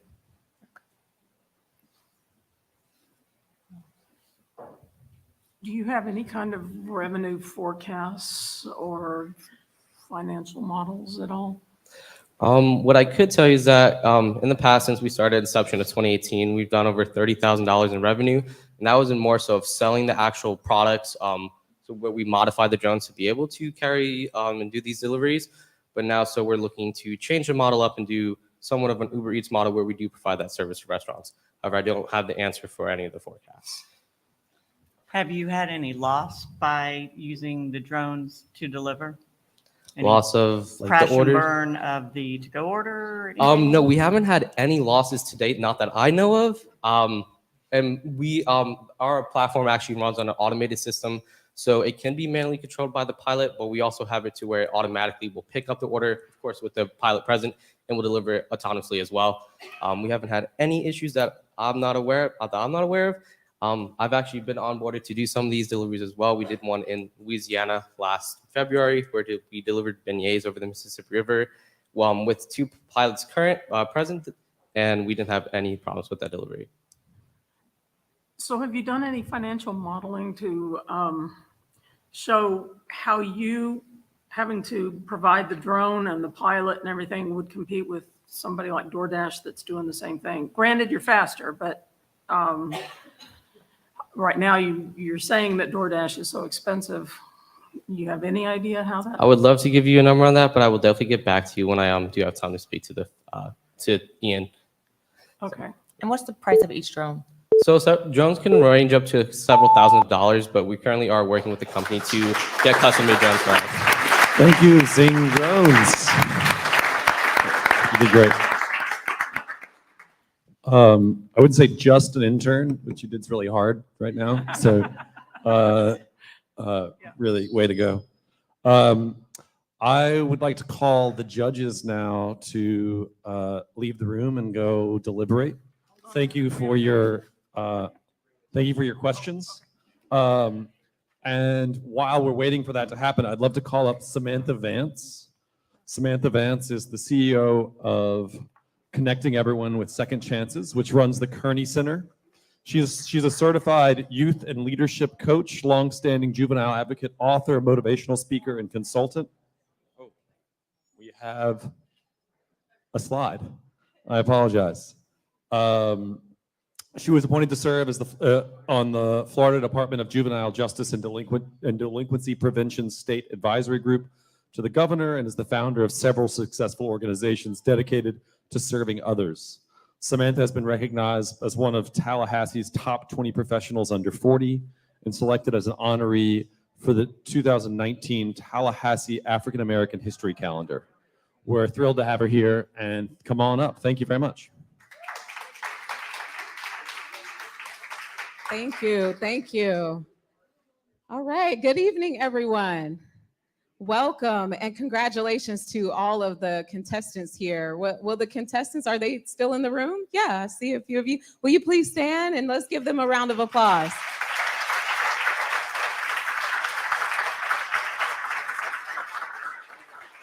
Excellent job. Excellent job. You all have done an incredible job.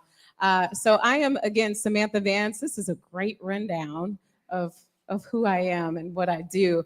But one of the things that is maybe not, well, yeah, I'm a social entrepreneur, is entrepreneurship. And I'm no longer really in that field, and I've crossed over. But entrepreneurship is so very important, and that's why you all are here today celebrating or being a contestant within the entrepreneurship field. Is so important because entrepreneurs shape our world. Who in here has a comb, a hair comb? I hope more of you have a hair comb. A hair comb, a brush, right? Clothes, an iron. Who has an iron? Who uses their iron? Not me. Let me put my hand down. I don't use my iron. But there are so many inventions that were created that help us continue in doing life like we do, like everyday life, and help the world go round, right? So entrepreneurship is so important, from the hair comb to the Met technology. It's so important that we invest in entrepreneurs and we understand and know that entrepreneurship is the way to go. We've seen a lot of that, especially during the pandemic. So I applaud all of you who are here today, not only contestants, but those who are supporting those contestants, because entrepreneurship is where it's at. So I have just a few nuggets. We're running a little late, so I'm gonna sum up my speech here and give you all just a few things that have helped me along the way. So again, about me, I'm currently the CEO of Connecting Everyone with Second Chances. It's an umbrella organization for the Kearney Center and the Health Services Center. Anybody know about the Kearney Center? Hands up, hands up. Okay, Kimberly Moore, you know about the Kearney Center. You're on the board, right? Okay, so yes, the Kearney Center. Can anyone tell me what it is? Ooh, y'all raised your hands and don't know what it is. A homeless shelter. Yes, I'm happy you said that. Lots of different services that help within the Tallahassee area. And what we're doing is providing a holistic approach to helping to end homelessness. It's not just shelter, but it's medical, it's dental, it's counseling, it's working with partners to help end homelessness, to help people become self-sufficient, to get them housed and get them in their own place. My mother was homeless for a span of 7 years. And off and on, when she was pregnant with me, and then had my other brothers, and now she's a homeowner. She's doing well in her life. And then she had kids who kind of turned out great. So I am happy to be in this role as the CEO. I work under one of the best and most amazing entrepreneurs, I would say, in the world, Rick Kearney, who is the founder of CESC, the Kearney Center. And you might know him also as the founder of the Dwellings, the tiny home community, and Westgate, a transitional housing community, Mainline Information Systems, a technology company that's $1 billion international company right here in Tallahassee, Bannerman Crossings, and the list goes on and on. So I work closely with him and other entrepreneurs over the years. One of the things that I would say is most important for the entrepreneurs in this room and those who are supporting them is mentorship. How many of you have mentors? Whether you're in the contest or not, just mentors. And my hand is up. I have like five. But those who have mentors tend to be more successful. We see that with Big Brothers Big Sisters. We see that with Boys and Girls Club. And then we see that just in life in general, right? Do we have any commissioners in the room? Do I see Commissioner Dozier back there? Yes, Commissioner Dozier. Do you have mentors, or did you have mentors? Yes. That helps you to propel, that helps you to excel in your career and to do greater things. Mentorship is so important. The other thing, and I have more time, but I'm going to leave you with a few more things. The other thing that I think is so important in entrepreneurship is resilience. Resilience will take you places that you never thought you could go. Have you ever been in a situation you look back and you're like, how in the heck did I get through that? Was that me? Was that me? Me, was that you? Sometimes I look at me and I'm like, me, was that you? Yes, that was us, right? Because It's resilience that carries you through those tough times, that gives you the words, that gives you the knowledge, that gives you that moment of success when you didn't think you had it. And so those entrepreneurs in the room, I encourage you to continue in that spirit and that characteristic of resilience, because that's what's going to help you get through. Those mentors are what's going to help you get through those phases. So I forgot to talk a little bit more about me. So about me, I became a founder unbeknownst to me. Anybody ever just kind of fell into something and you were like, how did I get here? You look around like maybe a year later or a couple months later and you're like, how did I get here? Any relationships like that? Any relationships? Okay. I know some of y'all have relationships like that. And you're like, how did I get here? But that's how I got into my first entrepreneurship, which is social entrepreneurship opportunity. I just loved helping young people. And I went to my local commissioner, Alan Williams at the time, or representative Alan Williams at the time, and said, hey, I want to do something with young people. I want to help them. I want to help them succeed. And I didn't know what that looked like, but I know that's what you're all about. So can you help me? And he said, yes, let's do something with girls, because there's something for boys all the time. There's nothing for girls. So we started this whole initiative. It was called Allen for Youth. And then later turned into Ladies Learning to Lead. And Ladies Learning to Lead turned into a nonprofit. And that nonprofit was all the ideas that I got in the shower. I call it shower power. Who gets shower power ideas? Am I the only one? Okay, we got some shower power people. Okay, shower power is where it's at. And then on the road, who gets good ideas on the road? Okay, good. Yeah, y'all road people. On the road in the shower is where I got like all these ideas to help young women. Like I said, my mother was homeless when she was pregnant with me. So you can only imagine the things that I didn't get, right? And so growing up, I was lacking. She was a single mom. She had 2 to 3 jobs at one time. We rode bicycles with her, not knowing that riding bicycles was fun to us, but for her, it was a way to get to work every day. And it was a way to help us realize that we can have fun even if we lack. She didn't have a car. We carried groceries back and we were like, oh, this is so fun. But that was like the only way to carry groceries back. So understanding that there was a lack in my life and I had to pull from others in the community to help fill that gap. And I did that through those mentors, and she helped me become resilient. And with Ladies Learning to Lead, I put in those ideas and those things that my mother didn't have as a kid, those things I didn't have as a kid, and I created programs. That program, fast forward 12 years later, now is a $1 million organization with its own executive director. But for years, I served as the ED. I made either $0 or $500 a month, just working hard, resilience, and making it happen. Meeting with people like Christian Dozier and Kimberly Moore and Christina Perez, who was here, and saying, hey, I really want to get this thing going. I really want to take it to the next level. Can you help me? It takes a village to really make it work. And I applaud you all who are here today, who are doing these pitches, because you understand that it's not about you.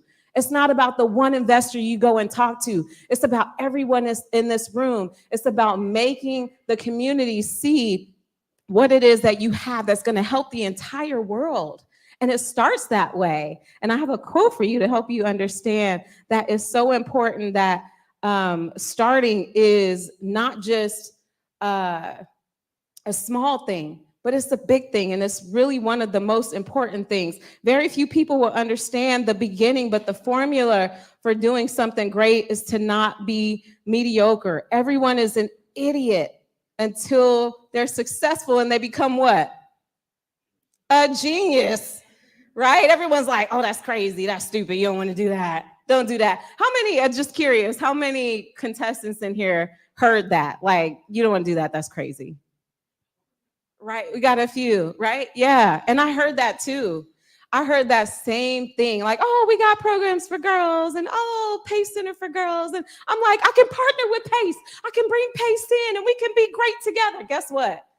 PACE and us, Ladies Learning to Lead, I still say us, I'm the board chair now, are great together. We're partnered together.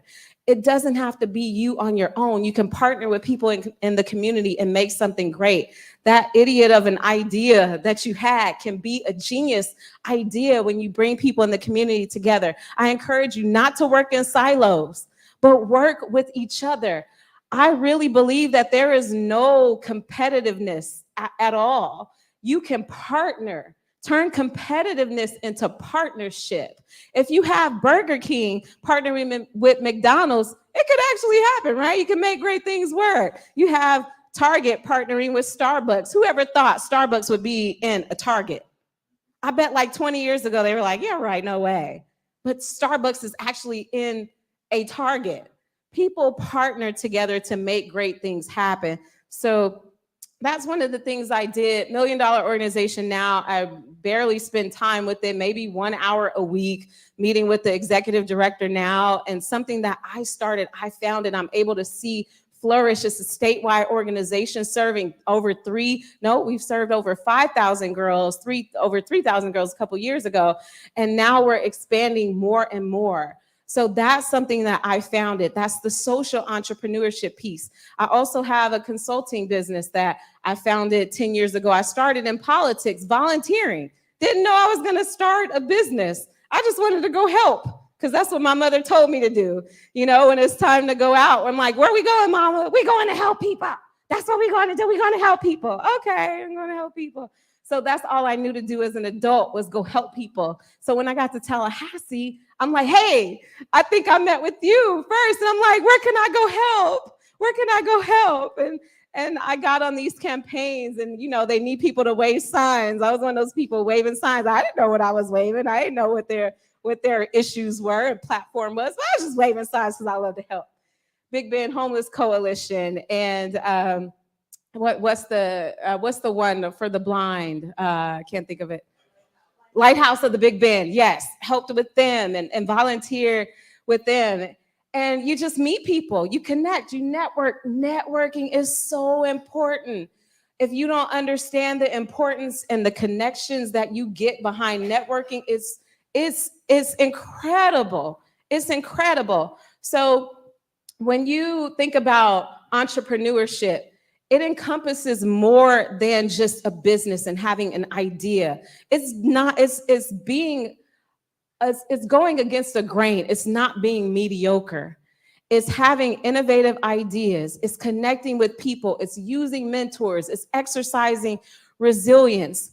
And it's not being afraid to step out and do what you've been called to do. And I'm kind of messing up my quote because I have a quote for you all that I want you to remember. But there are a few other things that I want to touch on. Great things come when it's different and innovative. If it's the same thing that everybody else is doing, why would somebody buy into it? It's the same old, right? It's just another comb. It's orange. I got a black one at home. Okay, you created an orange comb. Maybe it's thicker, right? The combs are spread out more. The whatever you call it is spread out more. The brush is different, but it's still a brush. It's still a comb. What are you doing different and innovative that stands out, that makes you different? Those are the things to think about as you go along, whether you win tonight or not, whether you are starting a business from the ground up or not, or your business already is gone. Think about those things. Some of you in here who are started companies, you might want to start another. Think about being different and innovative, doing that thing that nobody else is doing. And here's the thing that I think is key, right? And we talk about this in the homeless industry. They say, well, how do you help end homelessness? I don't know, but I got a plan. And I think this plan is going to work because it worked for my mother. And this is where she is today, right? It worked for Mr. Roberts. It worked for Mr. Marshall. This is the plan. And you create the plan that's based on your spin. Put your spin on your thing. That's what's creative. When you think about Burger King versus McDonald's, what's the difference? Who can tell me the difference? Colors? Who said it? Sprite? Who said Sprite? The prize. The prize and the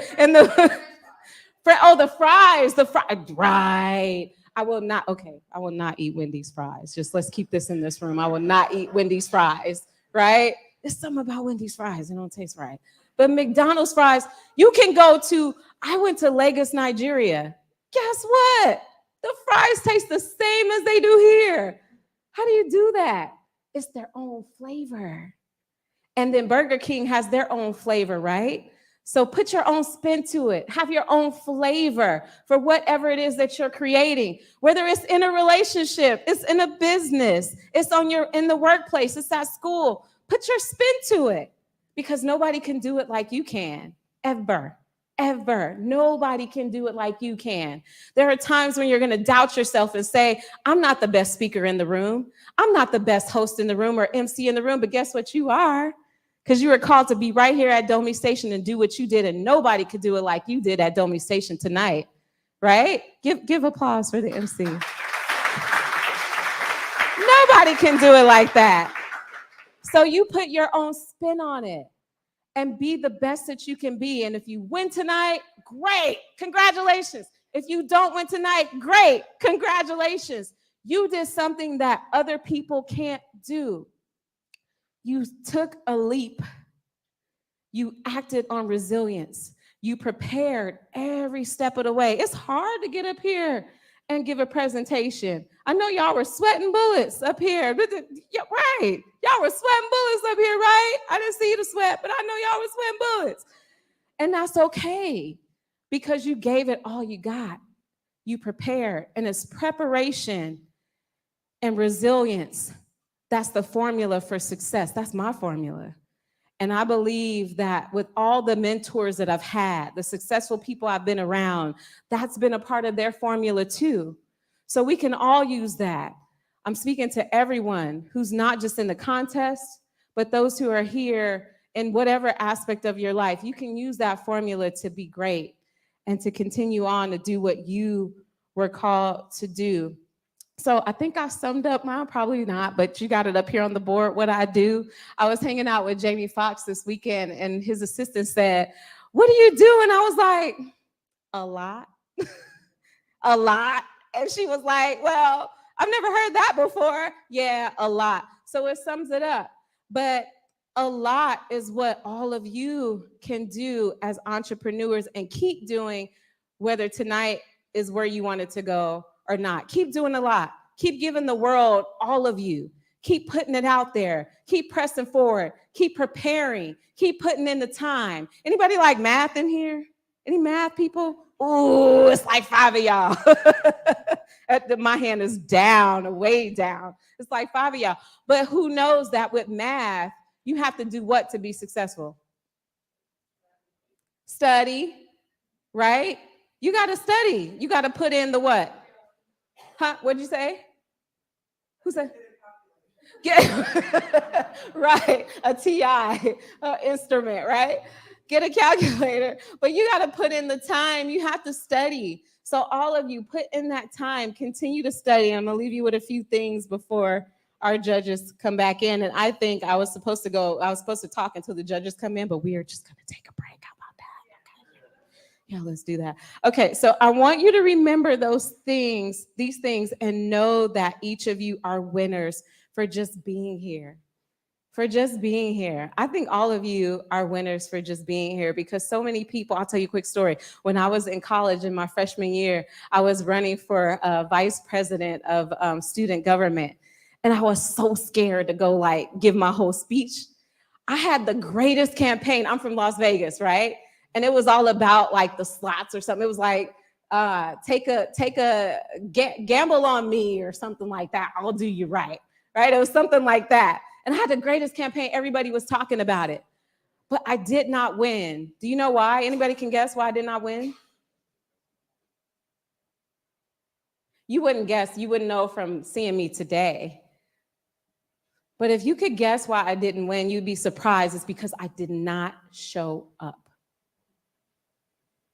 I did not show up, and it brings a little bit of tears to my eyes today, because I could have been vice president, y'all. I could have been on student government, but I didn't show up to give my speech. And everyone was like, "You should have just came. You didn't even have to say anything, you already won." So for you all tonight, just showing up is a big deal, for taking the leap and doing something that very few have done. And I will leave you with this, because look at there, the judges are here. Life is a marathon, not a sprint. The building blocks, the roots, are important in building a house of success. Never be afraid to step out, to step back, gotta step back sometime, step in, and step forward to fulfill the dream that only you were called to achieve. Thank you. Thank you. Our judges are back. We're ready to announce the winner. Robert, do you want to come up? First of all, I think this is the last thing I'm going to say to this room tonight. I was really impressed by all these pitches tonight. The talent in this room, in this ecosystem, is really something. I'm really glad to be here. I look forward to coming back, hopefully in the future, and working with Domi and working with all of you if you'll have us. And with that, Robert.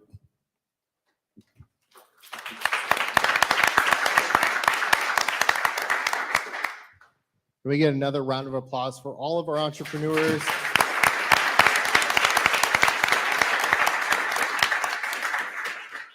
Again, this would not be possible without our sponsors. Thank you, Golden Lighting, Wefunder, for your partnership. It is really incredible to be able to highlight all the amazing talent here in our community. It also wouldn't be possible without our sponsor prize and in-kind donations from organizations across this community, Innovation Park, Julie Holly, and many, many more. Before I invite our keynote awarder, I'd like to take a moment to thank you for being here. It takes an entire community to start and grow companies, local businesses that really make an impact across the entire community. Domi Station loves being the cauldron that pulls the pieces across this community together, but again, it would not happen without you, without your support and your encouragement for all the incredible young and somewhat older talent in our community. Ime, would you please join us on the stage?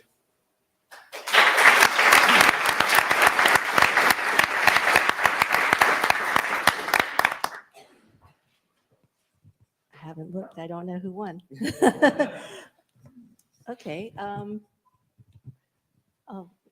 I'll say one thing is with great pleasure that I'm up here supporting this pitch competition on behalf of myself, Golden Lighting, Domi.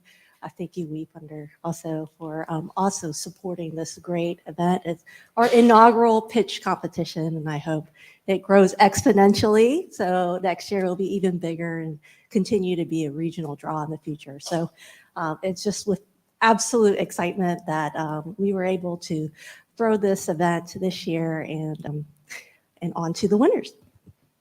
So in third place,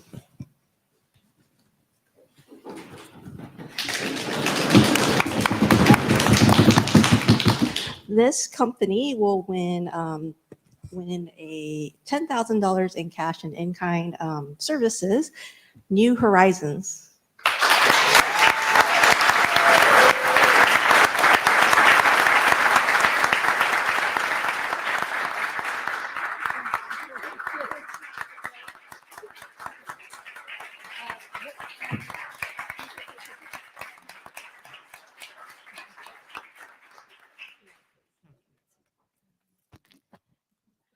In second place, this company will win $15,000 in cash and in-kind services, Jobé Products.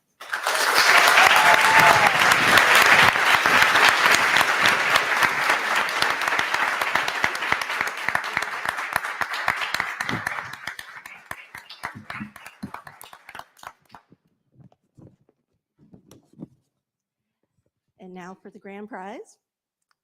This company will win $20,000 in cash and in-kind services. The winner is Visionx.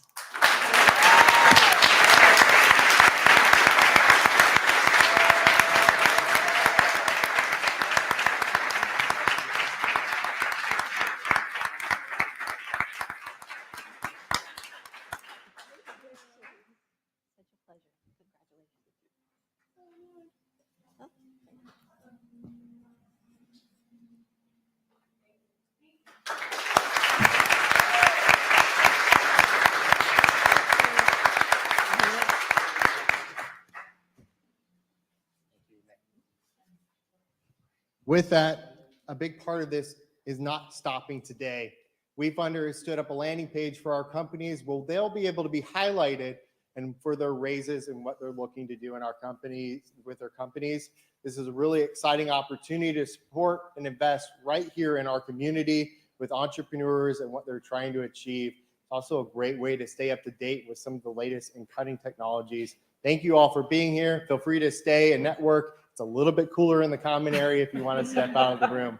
Thank you.